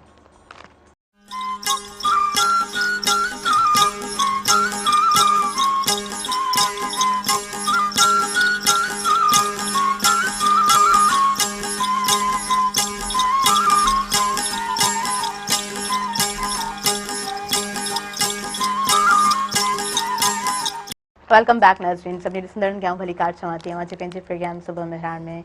प्रोग्राम सां अॼु स्पॉन्सरशिप आहे कैडबरी डेयरी मिल्क वारनि जी। कुझु सुठो थी वञे, कुझु मिठो थी वञे, अंदरि जी सुठाई खे ॿाहिरि बि ज़ाहिर कजे। होपफुली असां चाहींदासीं, उमेदु करियूं था त तव्हां बि कैडबरी डेयरी मिल्क जो जेको न्यू फ्लेवर आहे इहो तव्हां ज़रूरु ट्राई कंदा। कुझु अच्छा हो जाए, कुझु मीठा हो जाए, कैडबरी डेयरी मिल्क ऐं उन जे हवाले सां वरी ईअं बि चयो वेंदो आहे त माना कुझु सुठो थी वञे त गॾो गॾु कुझु मिठो बि थी वञे। त मतिलबु अगरि तव्हां घर में बि आणियो था न त मतिलबु फैमिली में ॿार जेके हूंदा आहिनि उन्हनि खे जेकॾहिं कुझु मिठो मिली वञे त इलाही जेको आहे सो ख़ुशि थी वेंदा आहिनि। ऐं ईअं बि हूंदो आहे, मतिलबु सभु कुझु हूंदो आहे घर में, पोइ बि ॿाहिरां खां माना ईंदो आहे न केरु त पोइ ॿारनि खे इंतज़ारु हूंदो आहे त कुझु न हूंदो, कुझु जेको आहे सो वठी आया हूंदा। त उनजे लाइ बि हीउ ॾाढो स्पेशल आहे, तव्हां वठी वञी सघो था। ऐं व्यूवर्स उन खां अलावा जेकॾहिं असां गेमिंग जे हवाले सां ॻाल्हायूं था ऐं मेंटल हेल्थ जे हवाले सां ॻाल्हायूं था त ॾिसो न फिज़िकल हेल्थ बि तमामु इम्पॉर्टेंट हूंदी आहे। त रूटीन में कुझु मिठो ज़रूरु रखणु खपे। असां जेको आहे सो जॾहिं मतिलबु खाईंदा आहियूं सुबुह जे टाइम ते नाश्तो, मंझंदि जे टाइम ते असां जेको आहे सो मांझांदो चयो वेंदो आहे, लंच कंदा आहियूं या राति जे टाइम ते असां मानी खायूं था, त उन में बि जेकॾहिं मिठो कुझु थी वञे त असांजी जेका आहे सा डाइट बि सही रहंदी आहे। व्यूवर्स उन खां अलावा ऐं अव्हांखे ॿुधाईंदी हलां त असांजे प्रोग्राम में SM नदीम साहब मौजूदु आहिनि ऐं SM नदीम साहब प्रोग्राम में क्रिकेट जे हवाले सां, गेम्स जे हवाले सां ऐड करे रहिया आहिनि। इम्तियाज़ अब्बासी साहब असांजे प्रोग्राम में मौजूदु आहिनि, एनवायरमेंटल एक्सपर्ट पर्सन आहिनि पाण। सो उन हवाले सां असांजे प्रोग्राम में डिस्कस हले पियो। अच्छा, थोरो स्पोर्ट्स जे हवाले सां जेकॾहिं ॻाल्हायूं असां त माना नौजवाननि जो जोशो ख़रोश कीअं ॾिसो पिया ऐं हाणे माना छा था सम्झो त केतिरो एक्सपेक्ट कनि पिया असां जा जेके क्रेज़ी लवर्स हूंदा आहिनि न स्पोर्ट्स जा। बिल्कुल, अभी आपने डेयरी मिल्क का भी इतना जिक्र किया, तो असल में जो एक आम आदमी है उसको 3500 जो कैलोरीज जो है ना, उसे जूल भी कहते हैं, तवानाई की इकाई है कैलोरीज, वो डेली चाहिए होती है, रिक्वायर्ड होती हैं। तो उसमें 2 तरह का फूड होता है, एक तो होता है इकोनॉमिकल, दूसरा होता है अन इकोनॉमिकल। इकोनॉमिकल जैसे तरबूज है, बहुत बड़ा होता है, उसमें जो है एनर्जी कम होती है। तो आप 4 किलो का तरबूज खा लें और 1 खजूर खा लें, डेट्स, उसमें 225 कैलोरीज होती है। तो ऐसे ये डेयरी मिल्क के अंदर भी जो है हैवी कैलोरीज अमाउंट होता है। हाँ। तो आप जो अपनी जो न्यूट्रिशन की डेफिशिएंसी है उसको पूरा कर सकते हैं इसके ज़रिए। तो मैं एडवाइस करूँगा सब प्लेयर्स, बच्चे सब खाएंगे। और आपने जो जोशो खरोश की बात की, तो बिल्कुल देखें, वर्ल्ड कप T20 टोटल जो है वो एंटरटेनमेंट का गेम है और छक्के चौके और लोग एंजॉय करना चाहते हैं। इतने मकसद हमारे पाकिस्तान में मैं स्पेशली कहूँगा जो हालात जो चल रहे होते हैं हमारे साथ, कभी किसी प्रॉब्लम में आ जाते हैं, कभी सैलाब आ जाता है, कभी कुछ आ जाता है, कभी कुछ हो जाता है। मकसद इंटरनेशनल भी हमारे मुल्क के ऊपर प्रेशर रहता है, ग्रे लिस्ट में आ जाते हैं हम लोग, ठीक है ना। तो उसके अंदर ये छोटी मोटी खुशियाँ जो है हमें पाकिस्तानी जो क्रिकेटर्स हैं यही देते हैं, और ये हमारे सेलिब्रिटीज़ हैं, कोई अच्छा गेम जीत जाते हैं, मैच सही जीत था चो, जाते हैं। बिल्कुल बिल्कुल। तो आपने देखा कि जो ऑस्ट्रेलिया में जो पाकिस्तान और इंडिया का मैच था, तो उसमें जो है 3 घंटे के अंदर जो है तकरीबन 90,000 से ज़्यादा जो है टिकट जो है वो बुक हो गई थी। मतलब आप देख लें कि दुनिया के, अब वो ऑस्ट्रेलियन चाह रहे कि किसी तरह पाकिस्तान और इंडिया की सीरीज़ जो है हम वो ऑस्ट्रेलिया के अंदर करवाएं। उन्होंने जो है वो एक जो है वो मैसेज भी वायरल किया है, जिसमें कहा कि हम लोग जो है टेस्ट मैचेस रखना चाह रहे हैं पाकिस्तान और ऑस्ट्रेलिया के। तो पाकिस्तान ने उसको डिनाई किया कि अभी ऐसी कोई जो है बातचीत हमारी नहीं चल रही। मतलब एक रेवेन्यू भी लोग जो है जनरेट कर रहे हैं सिर्फ पाकिस्तान और इंडिया के मैचेस हैं। और जो फिर उसके अलावा जो क्रिकेटर्स हैं, जैसे इंग्लैंड है, वो तो हमारे मुल्क आई रही है, अभी इंग्लैंड टेस्ट मैचेस खेलने आएगी। तो अभी थोड़ा सा मायूसी हुई है हमारे जो ऑडियंस हैं या जो यंगस्टर्स हैं, जो इंडिया से हम जीता हुआ मैच हार गए। क्रिकेट लवर्स जेके हूंदा आहिनि, हाँ, बिल्कुल, थोड़ा बिल्कुल। माना वो घणो जोश में हूंदा आहिनि। बिल्कुल। हाँ, घणा क्रेजी हूंदा आहिनि। हाँ, वो आप देखें कोई टेलीविज़न तोड़ देता है, कोई कुछ करता है, मकसद वो सारे काम मकसद बिजनेस, दुकानें, शॉप्स बंद करके सब लोग जो है टेलीविज़न के सामने बैठे हुए होते हैं। हाँ। और एक जो वो हंगामा टाइप का हुआ होता है, लोग बड़ी बड़ी स्क्रीन्स लगाते हैं। अच्छा, पहिरीं जे टाइम में त माना मोबाइल जॾहिं मोबाइल फ़ोन या सोशल मीडिया आम न हुयो त ईअं थींदो हो न त घरनि में हिकु ई स्क्रीन आहे, पोइ सभु भाती अची करे वेहनि, ऐं पाड़े वारा बि अचनि, ऐं मतिलबु ॻोठ जो जेको माहौल आहे त पोइ जॉइंट फैमिली सभई वेही करे ऐं उन ई क्रिकेट में सभिनी जो ध्यानु, ऐं सभु चाहींदा हुआ बसि पाकिस्तान ई खटे। जी, हाणे जेको मैच थींदो उन में मतिलबु छा था सम्झो, छा थींदो, छा एक्सपेक्टेड आहे? नहीं, वो मैचेस तो पाकिस्तान और साउथ अफ्रीका का एक मैच बाकी, और एक आसान टीम पाकिस्तान की वो बांग्लादेश है। 2 मैचेस पाकिस्तान के बाकी हैं। तो कभी उम्मीद ये है कि पाकिस्तान ने जो अपनी प्रीवियस मैचेस जो हारे हैं 2 मैचेस, बड़े जो है वो नेल बाइटिंग मैचेस है, क्रूशल टाइम पर जाकर और बिल्कुल 90% अपने हक में मैच करके और फिर आप लोग हार गए। तो उससे सीखा भी होगा कि भाई हम कहाँ कहाँ गलतियाँ कर रहे हैं, कौन से डिसीजन ऐसे थे हमारे। असल में इशू ये है कि पाकिस्तानी जो प्लेयर्स हैं वो पैनिक में आ जाते हैं।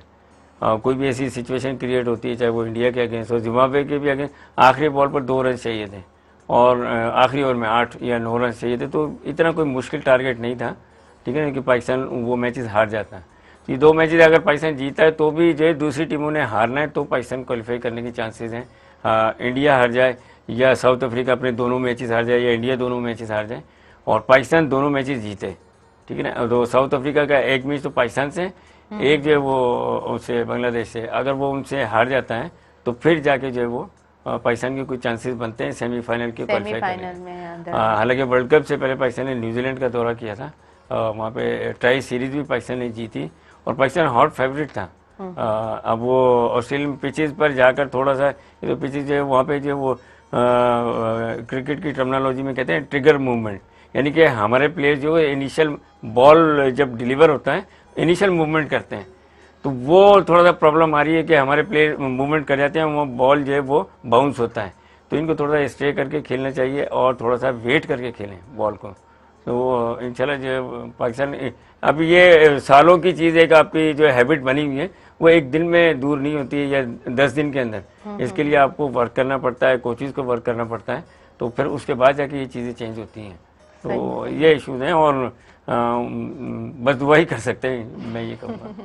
अच्छा, गेम में थींदो ईअं आहे त हार ऐं खटण ऐं हाराइण त हिकिड़ो हिसो आहे गेम जो, पर स्पेशली असांजा जेके नौजवान आहिनि उहे घणो, माना मां क्रेज़ी वर्ड इन जे लाइ यूज़ कयां पई त छो त गेम आहे ऐं उन में जॾहिं जोशो ख़रोश घणो आहे त ज़ाहिरी ॻाल्हि आहे उहो थोरो क्रेज़ वारी लेवल में हलंदो। हा, इमोशनली कनेक्टेड, ऐं असांजा नौजवान त कुझु घणो ई इमोशनली कनेक्टेड थी तव्हां ॾिठो हिकिड़ो सोशल मीडिया ते हिकिड़ो वीडियो वायरल थियो, जॾहिं पाकिस्तान हाराए वियो त ॿार रोए पियो त हिननि छो हारायो, वञो पीउ हुनखे परचाए पियो त हाणे रांदि जो हिसो हूंदा आहिनि, पर एतिरो माण्हू कनेक्टेड थी था वञनि। हा, सही था चओ, रांदियुनि सां थोरो इमोशनल। वो वन नेशन वन पैशन वाला जो है, हाँ उन ई स्लोगन जी ॻाल्हि आहे, वन नेशन ऐं वन पैशन। अच्छा इम्तियाज़, एनवायरमेंटल साइंस में छा मतिलबु तव्हां वियो त छा सम्झो था, छा चेंजिस तव्हां में पाण में आहियूं, पंहिंजी पर्सनैलिटी में आहियूं? हिकिड़ो हूंदो आहे न, काफ़ी सारी फील्ड्स आहिनि, ठीकु आहे मूंखे का फील्ड चूज़ करणी आहे, उनजे थ्रू मूंखे पंहिंजो कैरियर ठाहिणो आहे, पर इंसानु पंहिंजो पाण में बि, पंहिंजी पर्सनैलिटी में बि काफ़ी सारी शयूं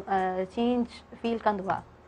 हाँ बिल्कुलु, पर उनखां पहिरियां हिकिड़ी तव्हां जेका ॻाल्हि कई शुरू में त डेयरी मिल्क खां त तव्हां जीअं एडवर्टाइज़मेंट थिए थी का शइ जी, तव्हां सर पुछो त कीअं असां हिनखे बहितर करे सघूं था हिन सब्जेक्ट खे, त जीअं असां ॿियनि शयुनि जी एडवर्टाइज़मेंट कयूं था न, असां पंहिंजे हिन एजुकेशन खे बि ईअं एडवर्टाइज़मेंट कयूं, ईअं अवेयरनेस जेकॾहिं असां ॾियूं डेली प्रोग्राम्स में या हूअं आमतौर ते बि ईअं एडवर्टाइज़मेंट कयूं त शायदि माण्हुनि जे ज़हन में उहे शयूं वेही वेंदियूं। हूअं बि चवंदा आहिनि त जेकॾहिं कंहिं कूड़ी ॻाल्हि खे तव्हांखे सचो करिणो आहे न, बार बार हुनखे दोहरायो त माण्हू हुनखे सच सम्झण लॻंदा, माइंड मेकअप सच सम्झण लॻंदा। त एतिरी एडवर्टाइज़मेंट सुठी शइ जी थियणु घुरिजे जो उहा माण्हुनि जे ज़हन ते बाक़ाइदे अक्स थी वञे, त जेकॾहिं असरु करे त उहो ॾाढो बहितरु थींदो।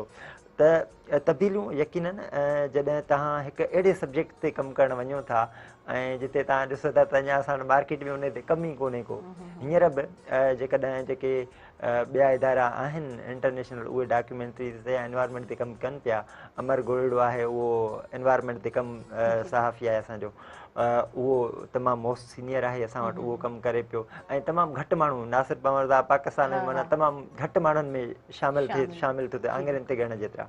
इन्हनि जो तइदाद जेकॾहिं वधे त अञा वधीक वधे, उन सां लाज़मी तबियत में तब्दीलियूं अचनि थियूं, लाज़मी हिकिड़ो सब्जेक्ट ई चेंज आहे, पोइ तव्हांजा उथण वेहण। ॾिसो न तव्हां एडवर्टाइज़मेंट जी ॻाल्हि कई त ॾिसो डिफरेंट फील्ड्स, मां चवां थी बार बार त डिफरेंट फील्ड्स आहिनि, जेकॾहिं कोई एक्टिंग में माण्हू आहे न, उनखे को रोल मिले थो तव्हांखे इहो प्ले करिणो आहे त उनजे ज़हन ते बि उहा शइ पंहिंजो अक्स चित्रे छॾंदी आहे, भले पोइ उहो जेको आहे उन ज़ोन मां निकिरी वञे, पर समटाइम्स उनजे ज़हन ते बि उहे शयूं हूंदियूं जेसि ताईं वञी करे उहो फ्रेश थिए त ठीकु आहे, that was the part of just acting, पर वरी रियल लाइफ में त असां कुझु ॿिया आहियूं।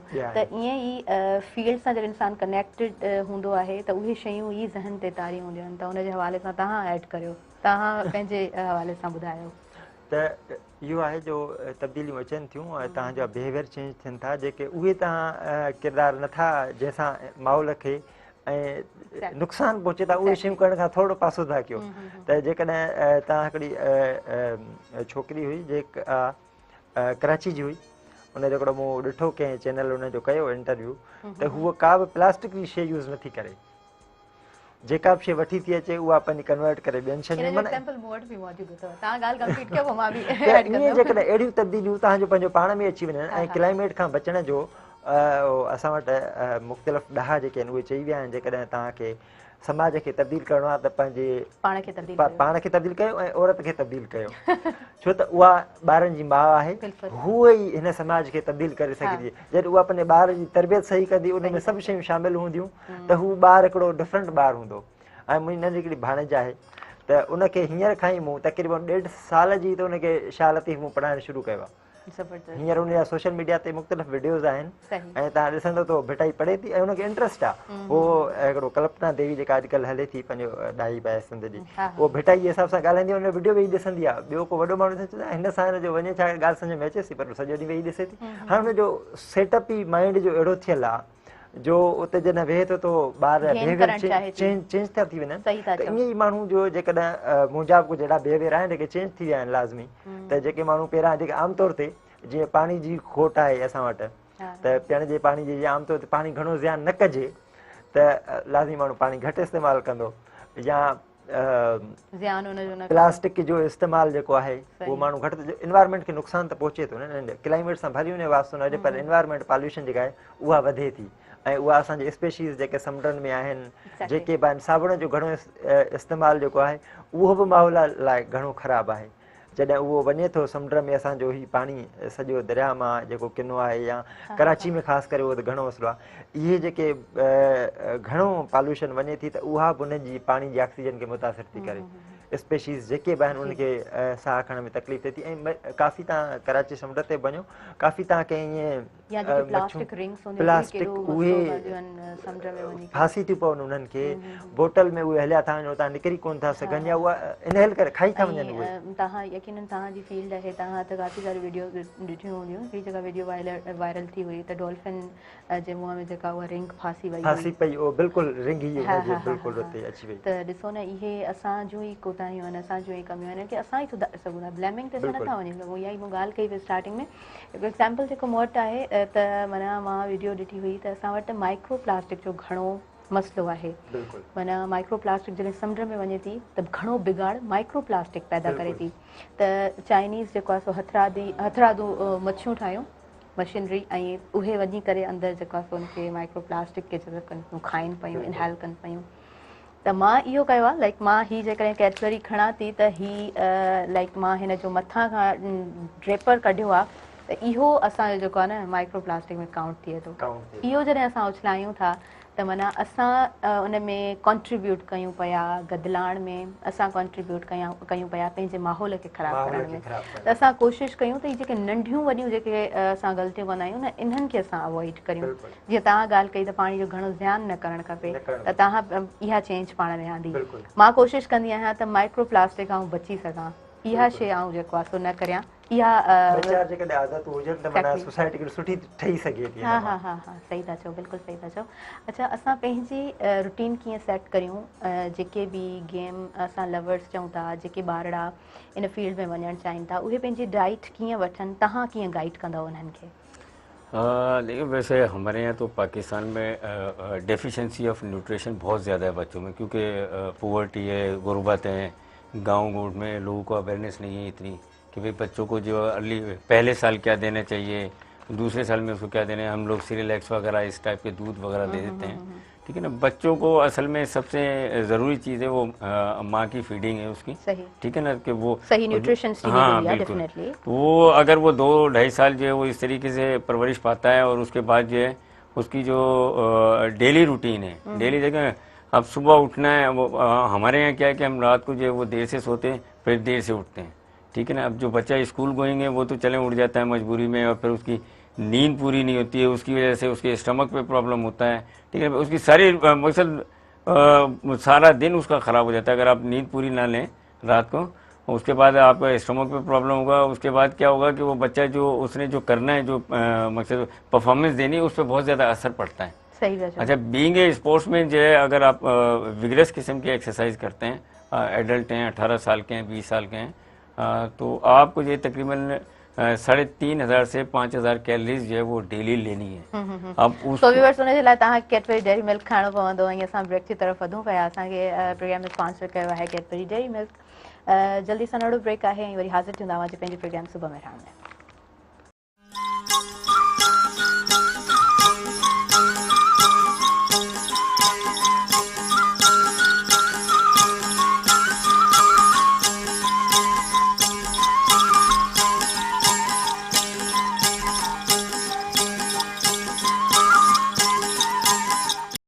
वेलकम बैक नाज़रीन। सभिनी ॾिसंदड़नि खे आउं भलीकार चवां थी अव्हांजे पंहिंजे प्रोग्राम सुबह में रहण में।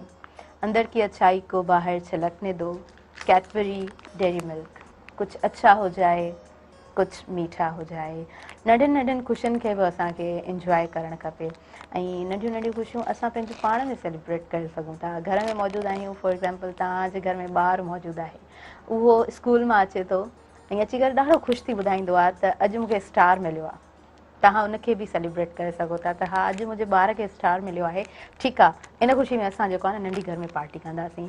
त नंढियूं नंढियूं ख़ुशियूं ईअं बि असां सेलिब्रेट करे सघूं था। पंहिंजे माहौल खे, घर जे माहौल खे असां अहिड़े तरीक़े सां बि सुठो करे सघूं था। हूअं त माना ॾिठो वञे त जॾहिं असां ॾिसंदा आहियूं न सॼे ॾींहं जी रूटीन, त हर को एॾो बिज़ी हूंदो आहे, एतिरा सारा हर कंहिंजा मसइला हूंदा आहिनि, त ईअं लॻंदो आहे त ख़ुशियूं किथे ख़तमु थी वियूं आहिनि, किथे विसरी वियूं आहिनि।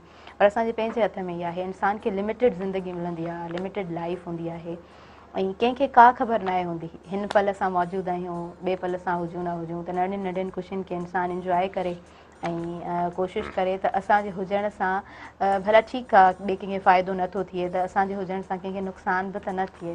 व्यूअर्स, असांजे प्रोग्राम में सुठा गेस्ट मौजूदु आहिनि ऐं असां थोरो हाणे डिस्कस कंदासीं एस एम नदीम साहब सां त एनवायरमेंट जूं जेके चेंजिस थियनि थियूं, एनवायरमेंटल चेंजिस जॾहिं थियनि थियूं हक़ीक़त में, त पोइ उनजो स्पोर्ट ते छा असरु थिए थो? हाँ बिल्कुल, देखें अमूमन अभी जैसे पाकिस्तान एक होता है कंडीशनिंग कैंप किसी भी टीम का।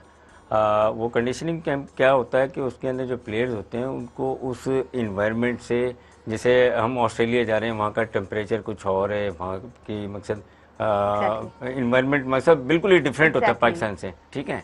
तो उसी इन्वायरमेंट को हम यहाँ पर क्रिएट करते हैं। जैसे हमारे एबटाबाद में आप चले जाएं या ऊपर के इलाकों में चले जाएं, वहाँ पे भी जो है मौसम तकरीबन ऐसे ही होता है, ठंडा मौसम होता है, टेम्परेचर बहुत ज़्यादा गिरा हुआ होता है। तो वो कंडीशनिंग कैंप इसलिए करते हैं प्लेयर्स के लिए। अच्छा, फिर ऊपर क्या होता है, ऑक्सीजन जो है वो थोड़ा कम होती है। जी हाँ, बिल्कुल। ठीक है ना। तो हमारे जो स्टेमिना का ताल्लुक जो है वो ऑक्सीजन से होता है। जो अगर फिटनेस के कंपोनेंट हम देखते हैं तो उसमें एक कंपोनेंट होता है स्टेमिना, यानी कि कार्डियोवैस्कुलर एंडोरेंस। तो उसका ताल्लुक हमारे इससे होता है, सारा स्पोर्ट्स से। अगर हमारे अंदर स्टेमिना नहीं होगा तो हम किस तरह परफॉर्म करेंगे।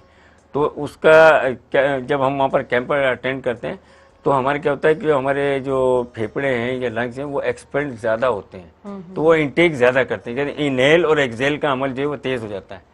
तो इन्वायरमेंट का बहुत ज़्यादा असर है। जैसे एयर पोल्यूशन होती है, धुआं है, धुएं के अंदर बेंजीन होता है, वो कैंसर को भी डेवलप करता है। तो हम जब जा रहे होते हैं, ट्रैवलिंग करते हैं, या फिर लैंड पॉल्यूशन, मकसद 10-12 किस्म की पॉल्यूशन है जो हमारे प्लेयर्स को भी इफेक्ट करती हैं। तो हमें अपने इन्वायरमेंट को भी नीट एंड क्लीन जो है वो रखना चाहिए। जैसे सर ने बताया कि जो वो ग्रीन पाकिस्तान, तो एक वो सिलसिला शुरू हुआ था पिछले दिनों कि भाई ग्रीन पाकिस्तान रखें, उससे ऑक्सीजन हमें ज़्यादा मिलती है, क्योंकि दरख्त जो है ऑक्सीजन देते हैं। तो वो हेल्थ के लिए बहुत ज़्यादा जो है इम्पॉर्टेंट होता है ये सारी चीज़ें। अच्छा, असां वटि न काफ़ी सारी मुहिम हलंदियूं आहिनि क्लीन एंड ग्रीन पाकिस्तान जे हवाले सां। साओ पाकिस्तान असांजो हुजे, हेल्दी पाकिस्तान असांजो हुजे, पर उन ते उहा ई ॻाल्हि त अमल ओड़े तरीक़े सां कोन थींदो आहे। मतिलबु ठीकु आहे, बूटा लॻी वेंदा आहिनि, पर उनजी सार संभाल केरु लहे। क्लीन एंड ग्रीन पाकिस्तान जे हवाले सां तव्हां छा चवंदव? इन ते मुंहिंजी हिकिड़ी तहरीक 2015 खां शायदि 2014 खां मां हलाए पियो, वी वांट ग्रीन सिंध जे नाले सां, जंहिंमें मूं हैदराबाद जे केतिरनि स्कूलनि में वण लॻाया ऐं उहे वण वॾा थी विया। मुख़्तलिफ़ स्कूल आहिनि हैदराबाद, हा, ऐं रेडियो पाकिस्तान में मूं वण लॻाया। बिल्कुलु हिकिड़ी ड्राइव हलाई असां साल ॿ पहिरियां, ऐं हैदराबाद जे मुख़्तलिफ़ स्कूलनि में। ऐं अॼु बि हितां जो जेको गवर्नमेंट साइड आहे, फॉरेस्ट डिपार्टमेंट, अॼु बि उन सां सुठा तालुकात आहिनि ऐं हू रेडी हूंदा आहिनि प्लांटेशन करण जे लाइ।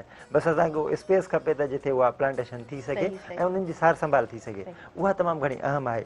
ऐं हींअर बि जेकॾहिं तव्हां ईंदव त घणा वण तव्हांखे रेडियो पाकिस्तान में मिलंदा, छो त उहो ॾाढो ज़बरदस्त हर तरफ़ खां उनखे सरकारी ऑफिसुनि में ख़ासि करे। त इन जे हवाले सां असांखे ड्राइव हलाइणु घुरिजनि। पंहिंजे ॻोठनि में असां वटि वण आहिनि, ॿबर जो वण ॾाढो सुठो आहे, पर शहरनि में निम जा वण, टाली जो वण। ऐं ॿी ॻाल्हि, 2-3 ॾींहं अॻु में जेको मां 2 ॾींहं अॻु में वियुसि काछे वारी साइड, काछे में बड़ जो वण तमामु वॾो हूंदो ऐं हींअर उते आहे ई कोन। इहे माहौलियाती तब्दीलियूं ख़तमु थी वियो। ऐं उनखां पोइ असां वटि पिपर जो वण हूंदो हो, ख़ासि करे हिन सॼी पटी में, दादू में, मेहड़ में, त उहो ख़तमु। पिपर जो वण असां वटि ख़तमु थी वियो आहे। हाणे मां सोचां थो त अॻे इन ते बि मुमकिन आहे त कमु कजे। जीअं कराची में को 50-60 वण बचिया आहिनि बड़ जा वण, त उन्हनि ते हुननि कमु करणु शुरू कयो आहे त इन्हनि खे बचाइजे। अहिड़े ई क़िस्म जा ॿियनि शहरनि में बि सिंध जा जेके ॿिया शहर आहिनि, उते बि इन्हनि शयुनि खे जेकॾहिं बचाए वञे त असांजे लाइ माहौल जे लाइ ॾाढियूं ज़बरदस्त शयूं आहिनि। ऐं ॿारनि खे अवेयर कजे ख़ासि करे। त उते केनशा में मूं वटि नंढी लाइब्रेरी बि आहे पंहिंजी, लीडर्स लाइब्रेरी। उते मुख़्तलिफ़ ॿार ईंदा आहिनि ऐं उते असां किताब न पढ़ंदा आहियूं। पोइ शाह जो रिसालो हूंदो या को न को मौज़ू खणंदासीं त उन ते बि डिस्कस कंदासीं।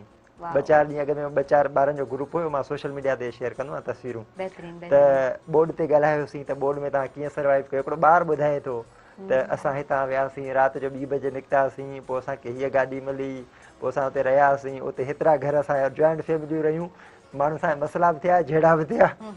पोइ वरी माण्हू खे ॿी जाइ ते रहे पियो, पेनफुल सिचुएशन आहे। पोइ ॿारनि पंहिंजो पाण ॿुधायो त असां हिन करब मां गुज़री आया आहियूं। ऐं उनखां पोइ साॻियो ॿार खे स्कूल वञिणो आहे, इहे सभु शयूं विसारणियूं बि आहिनि। ऐं उन ॿार खे असां सेखारियूं त एनवायरमेंट ते ऐं इहे सभई शयूं हुनजी हसासनि में अची वञनि त मूंखे हीअ शइ बहितर करणु घुरिजे, त पोइ यकीनन तब्दीली त अची सघे थी। ऐं जेकॾहिं असांजे किरदार में तब्दीली अचे त सिंध में यकीनन तब्दीली अची वेंदी ऐं असां बहितर माहौल बि जोड़े सघूं था इन हवाले सां। बिल्कुलु बिल्कुलु, तव्हां बिल्कुलु सही चओ पिया। ऐं असां जॾहिं अवेयरनेस जी ॻाल्हि कंदा आहियूं त डॉक्यूमेंट्रीज़ असां वटि मौजूदु आहिनि। जॾहिं दुनिया जूं क़ौमूं तरक़ी कनि थियूं न, त उहे चाहिनि थियूं त असां ॿार खे सुधारियूं। स्कूल लेवल ते स्कूलिंग जेका थींदी आहे न, असां वटि प्रॉपर स्कूलिंग आहे कोन। ऐं हक़ीक़त में माज़रत सां असां वटि जेकॾहिं स्कूलिंग जे हवाले सां स्कूल्स में ॻाल्हायो बि वेंदो आहे, त छो त मुंहिंजो थोरो क्लोज़ मां टच में आहियां न स्कूल सां, त स्कूलिंग जे हवाले सां जॾहिं ॻाल्हायो वेंदो आहे त जेके उते मुंतख़िब कयल टीचर्स हूंदा आहिनि, जेके पंहिंजूं ज़िम्मेवारियूं सरअंजाम ॾियण जे लाइ ईंदियूं आहिनि, माज़रत सां मूंखे चवणो पए थो त उन्हनि जा इहे रिव्यूज़ हूंदा आहिनि त असांखे सिर्फ़ु सिलेबस खे कंप्लीट कराइणो आहे, असांजो छा वञे। फेयर बुक तव्हांजो पूरो हुजे। हा, ॿारनि खे असांखे जेको आहे बाउंड करिणो आहे त तव्हांजो कॉपीज़ फेयर हुजनि, तव्हांजो कमु कंप्लीट हुजे, पोइ उहो ॿारु सही सम्झे थो नथो सम्झे, माना थोरो बि ॿार सां जेकॾहिं मेंटली टीचर थोरो टच में अची वञे थो ऐं ॿार खां अची करे पुछे थो त छा तुंहिंजो मसइलो आहे, तोखे हीअ ॻाल्हि छो नथी सम्झ में अचे। स्कूलिंग सिस्टम में इहे ई शयूं हूंदियूं आहिनि त ॿार खे थोरो रिलैक्सिंग वे सां बि तव्हां पढ़ायो। ईअं न आहे त ॿारु स्कूल अचे थो हेॾो वॾो बर्डन खणी अचे, हेॾो वॾो बर्डन खणी वञे, उहो बर्डन उनजे पोयां न हूंदो आहे। मां चवंदी आहियां इहो बर्डन उनजे ज़हन ते आहे।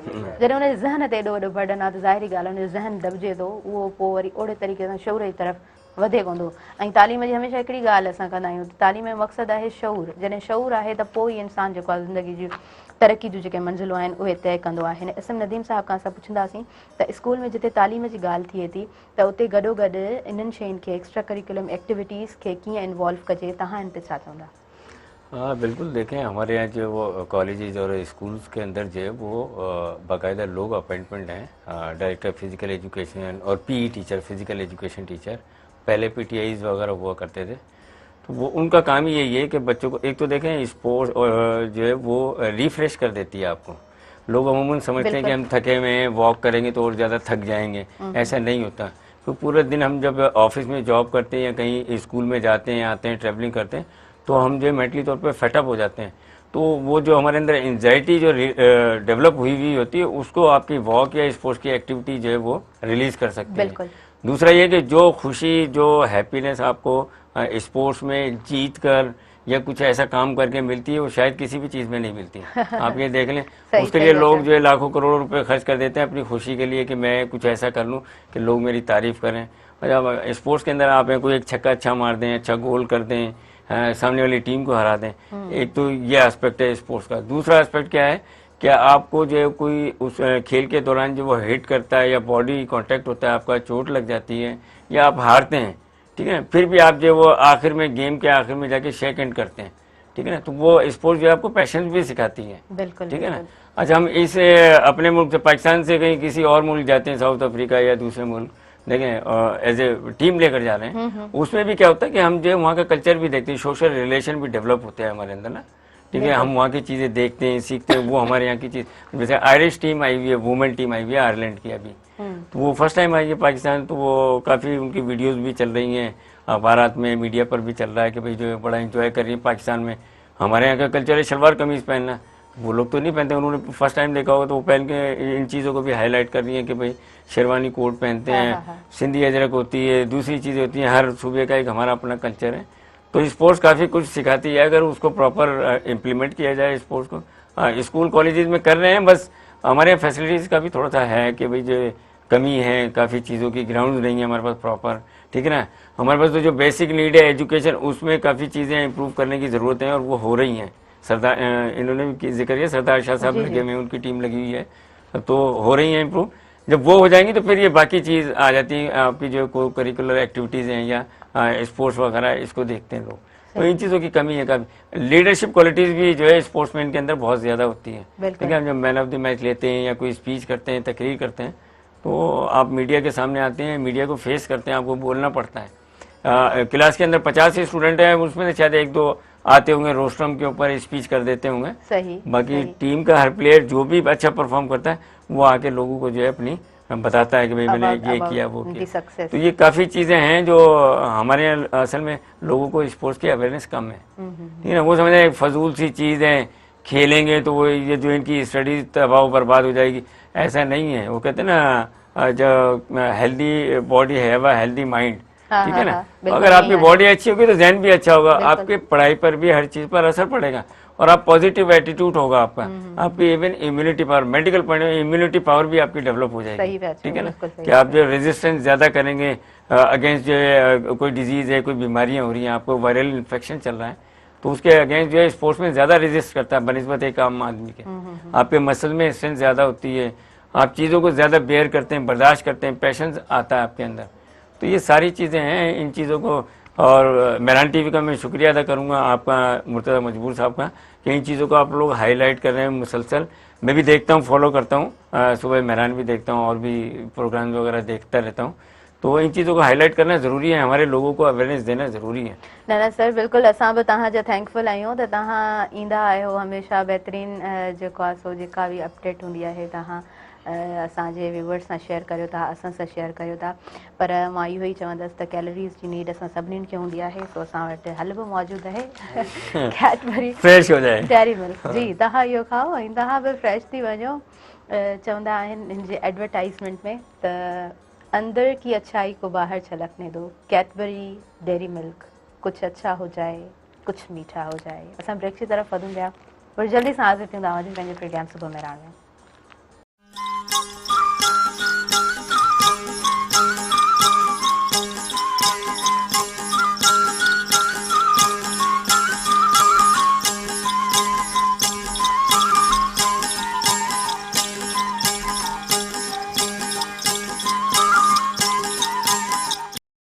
वेलकम बैक नाज़रीन, सभिनी ॾिसंदड़नि खे आऊं भली कार चवां थी अवांजे पंहिंजे प्रोग्राम सुबुह में हाण में स्पॉन्सरशिप आहे प्रोग्राम में कैडबरी डेयरी मिल्क जे तरफ़ खां। उन्हनि जो स्लोगन ॾाढो सुठो आहे, अंदर की अच्छाई को बाहर छलकने दो, कैडबरी डेयरी मिल्क, कुछ अच्छा हो जाए, कुछ मीठा हो जाए।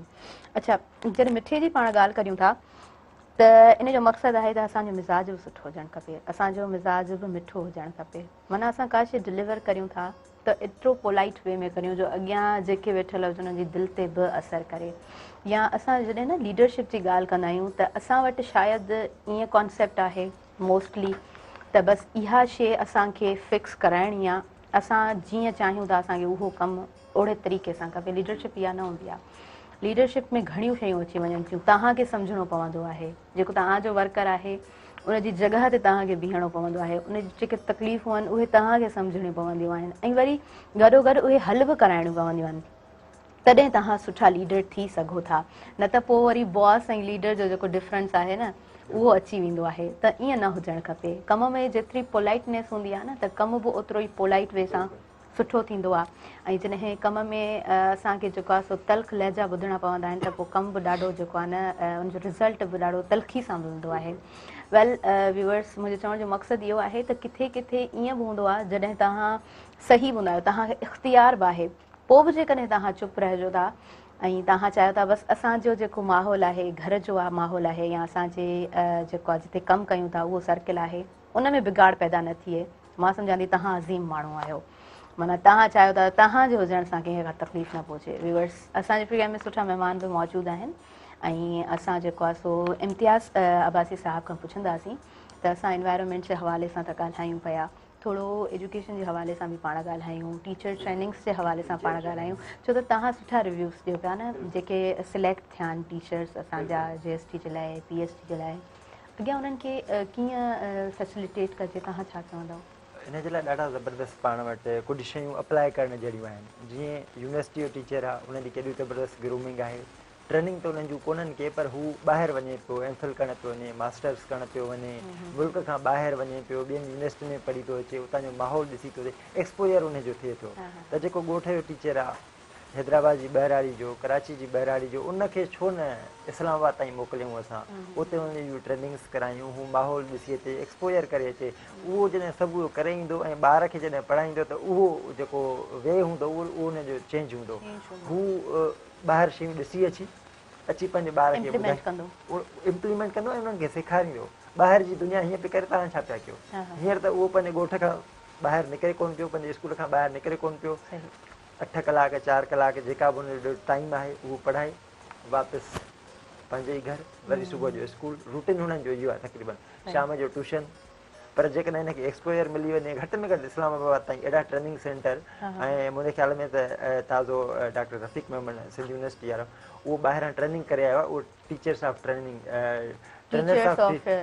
ट्रेनर्स जी, त उहे हाणे इदारो बि उन्हनि जो आहे त हिकिड़ो असां अहिड़ो इदारो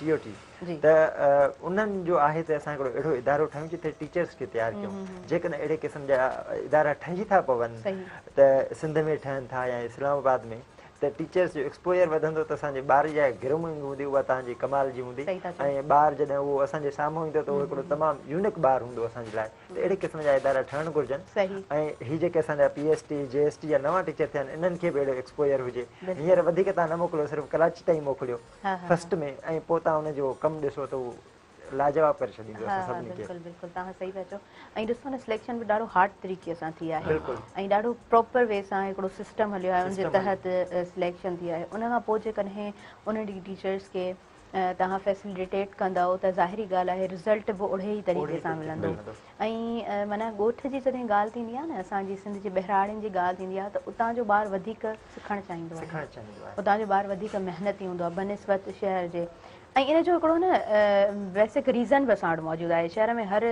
फैसिलिटी आहे हर सहूलियत आहे इंसान खे जॾहिं इहो हिकिड़ो माना मां ईअं चई सघां थी त इंसान में इहा कुदरती शइ हूंदी आहे उनखे सभु कुझु ठहियलु ठुकियलु मिलंदो आहे न त पोइ हुनखे उहा शइ वणंदी न आहे जीअं चयो वेंदो आहे न आम मिसाल ॾिनो वेंदो आहे सिंधीअ में घर की मुर्गी दाल बराबरि इहा ॻाल्हि आहे हर शइ ठहियलु ठुकियलु मिलंदी आहे त पोइ हुनजो ओड़ो क़दुरु न हूंदो आहे ऐं वैल्यू हा ॻोठ जो ॿारु जेको आहे सो महिनत करे ईंदो आहे जीअं तव्हां कुझु ऐड करणु चाहियो पिया जीअं असां वटि आहे न चवंदा त उमेद माण्हू घटि में घटि न विञाए पर उहो बेटा चए त ना उमेद ई आज को उमेद बि न हुजे ऐं उते तव्हां परफॉर्म कयो त इहा वॾी ॻाल्हि आहे न हिकिड़ो तव्हां त सिंध पंहिंजो पाण में पाण उत्साह पैदा करियो माना पाण हा माना ना उमेदी हुजे ऐं उते तव्हां कुझु परफॉर्म कयो रिसोर्सिस तव्हां वटि न हुजनि तव्हां वटि स्कूल नंढो हुजे उते टीचर न हुजे जेकॾहिं मुख़्तलिफ़ इशू पाणी पीअण जो न हुजे तव्हां वटि वॉशरूम स्कूलनि में न हुजनि उते जेकॾहिं तव्हां सर्वाइव कयो था ऐं उते तव्हां पंहिंजी परफॉर्मेंस ॾेखारियो था त पोइ तव्हांखे क़दुरु बि थिए थो त मूंखे अॻियां छा करिणो आहे यकीनन तव्हां बिल्कुलु सही चओ पिया अच्छा जॾहिं असां बेसिक नीड्स ते ॻाल्हायूं था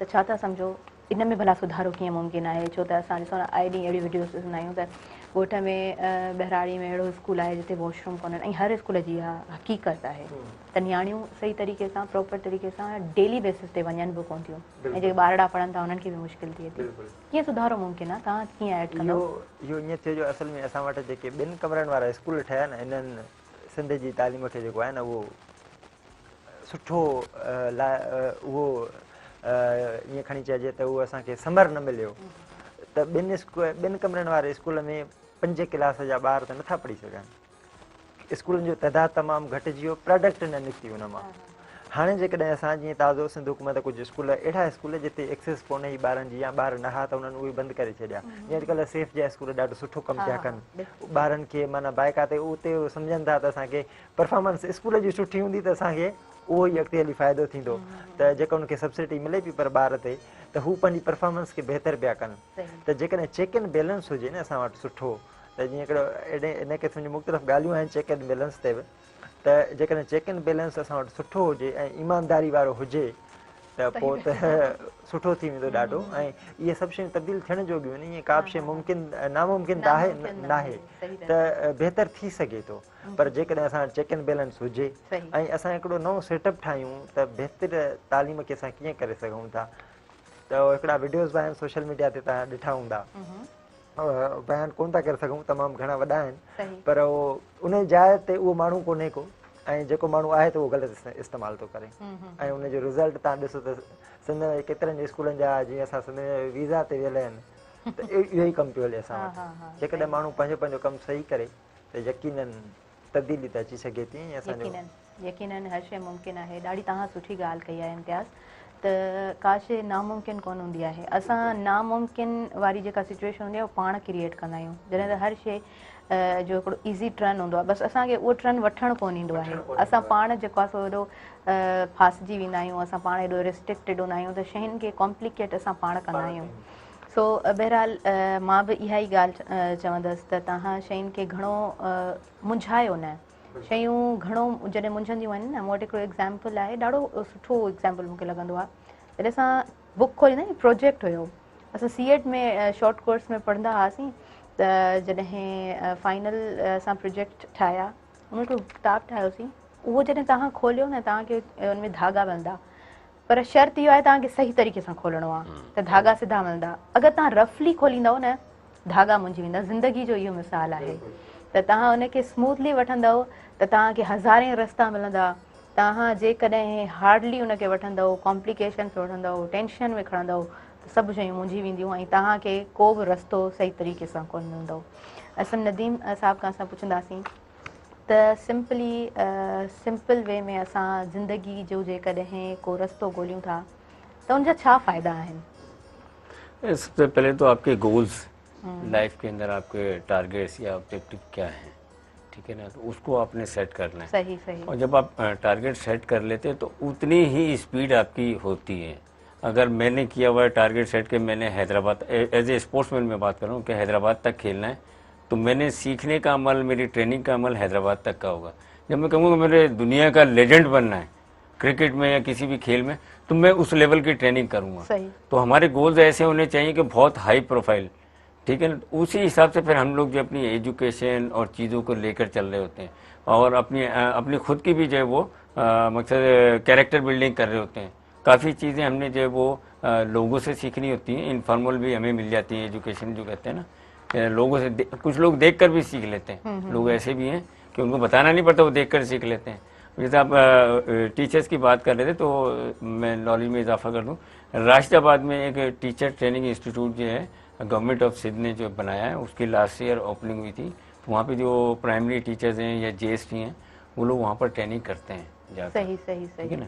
तो आपने मुझसे पूछा कि सिंपल आसान वे में, तो मैं यही कह रहा हूँ कि हमारे पाकिस्तान के अंदर हमारा टारगेट क्या है, वो ये है कि भाई हमें अच्छी जॉब मिल जाए सही। और हमारी फैमिली जो है वो खुशहाल रहे। तो ये लाइफ का मकसद ये नहीं है, लाइफ का मकसद कुछ और है।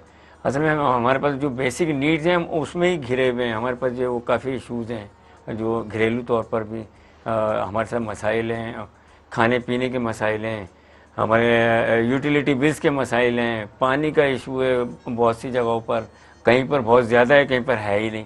मकसद है कि वो मेंटेन या मैनेज जो है वो नहीं है चीज़ें। तो ये जो बेसिक नीड्स हैं अगर ये पूरी होती हैं तो फिर लोग जो है क्रिएशन की तरफ जाते हैं। बिल्कुल सही चओ पिया। ऐं दुनिया जा ॾाढा इहो चई विया आहिनि त जॾहिं इंसान जी हक़ीक़त में बेसिक नीड पूरी थींदी आहे न, पोइ इंसान अॻियां वधण जो सोचींदो आहे। जॾहिं उन वटि मानी जो गभो बि न हुजे त उहो अॻियां वधण जो भला छा सोचींदो। तो अल्लाह पाक सभिनीनि रहम कंदो। ऐं असां जेको आहे सो मैसेज वठंदासीं इम्तियाज़ खां। तव्हां लास्ट में छा मैसेज ॾींदा इन शॉर्ट? आख़िर में ॻाल्हि कई तो उस्ताद शागिर्द खां पुछंदा ॿ घणा थिया, चवंदो आहे 2 मानियूं 4 मानियूं 4 मानियूं। तो जॾहिं तव्हांजे ज़हन में उहा ई शइ हूंदी त तव्हांजे यकीनन ज़हन में सही था चओ। मैसेज ख़बर ई न पई त एतिरो टाइम जल्दी में गुज़री वियो ॻाल्हियुनि में। त इहो ई आहे त जेतिरो तव्हां सुठो करे सघो था पंहिंजे लाइ, सभ खां पहिरियां पंहिंजे लाइ, तव्हां पंहिंजे लाइ सुठो कंदव त तव्हां ॿियनि लाइ सुठो सोचे सघो था।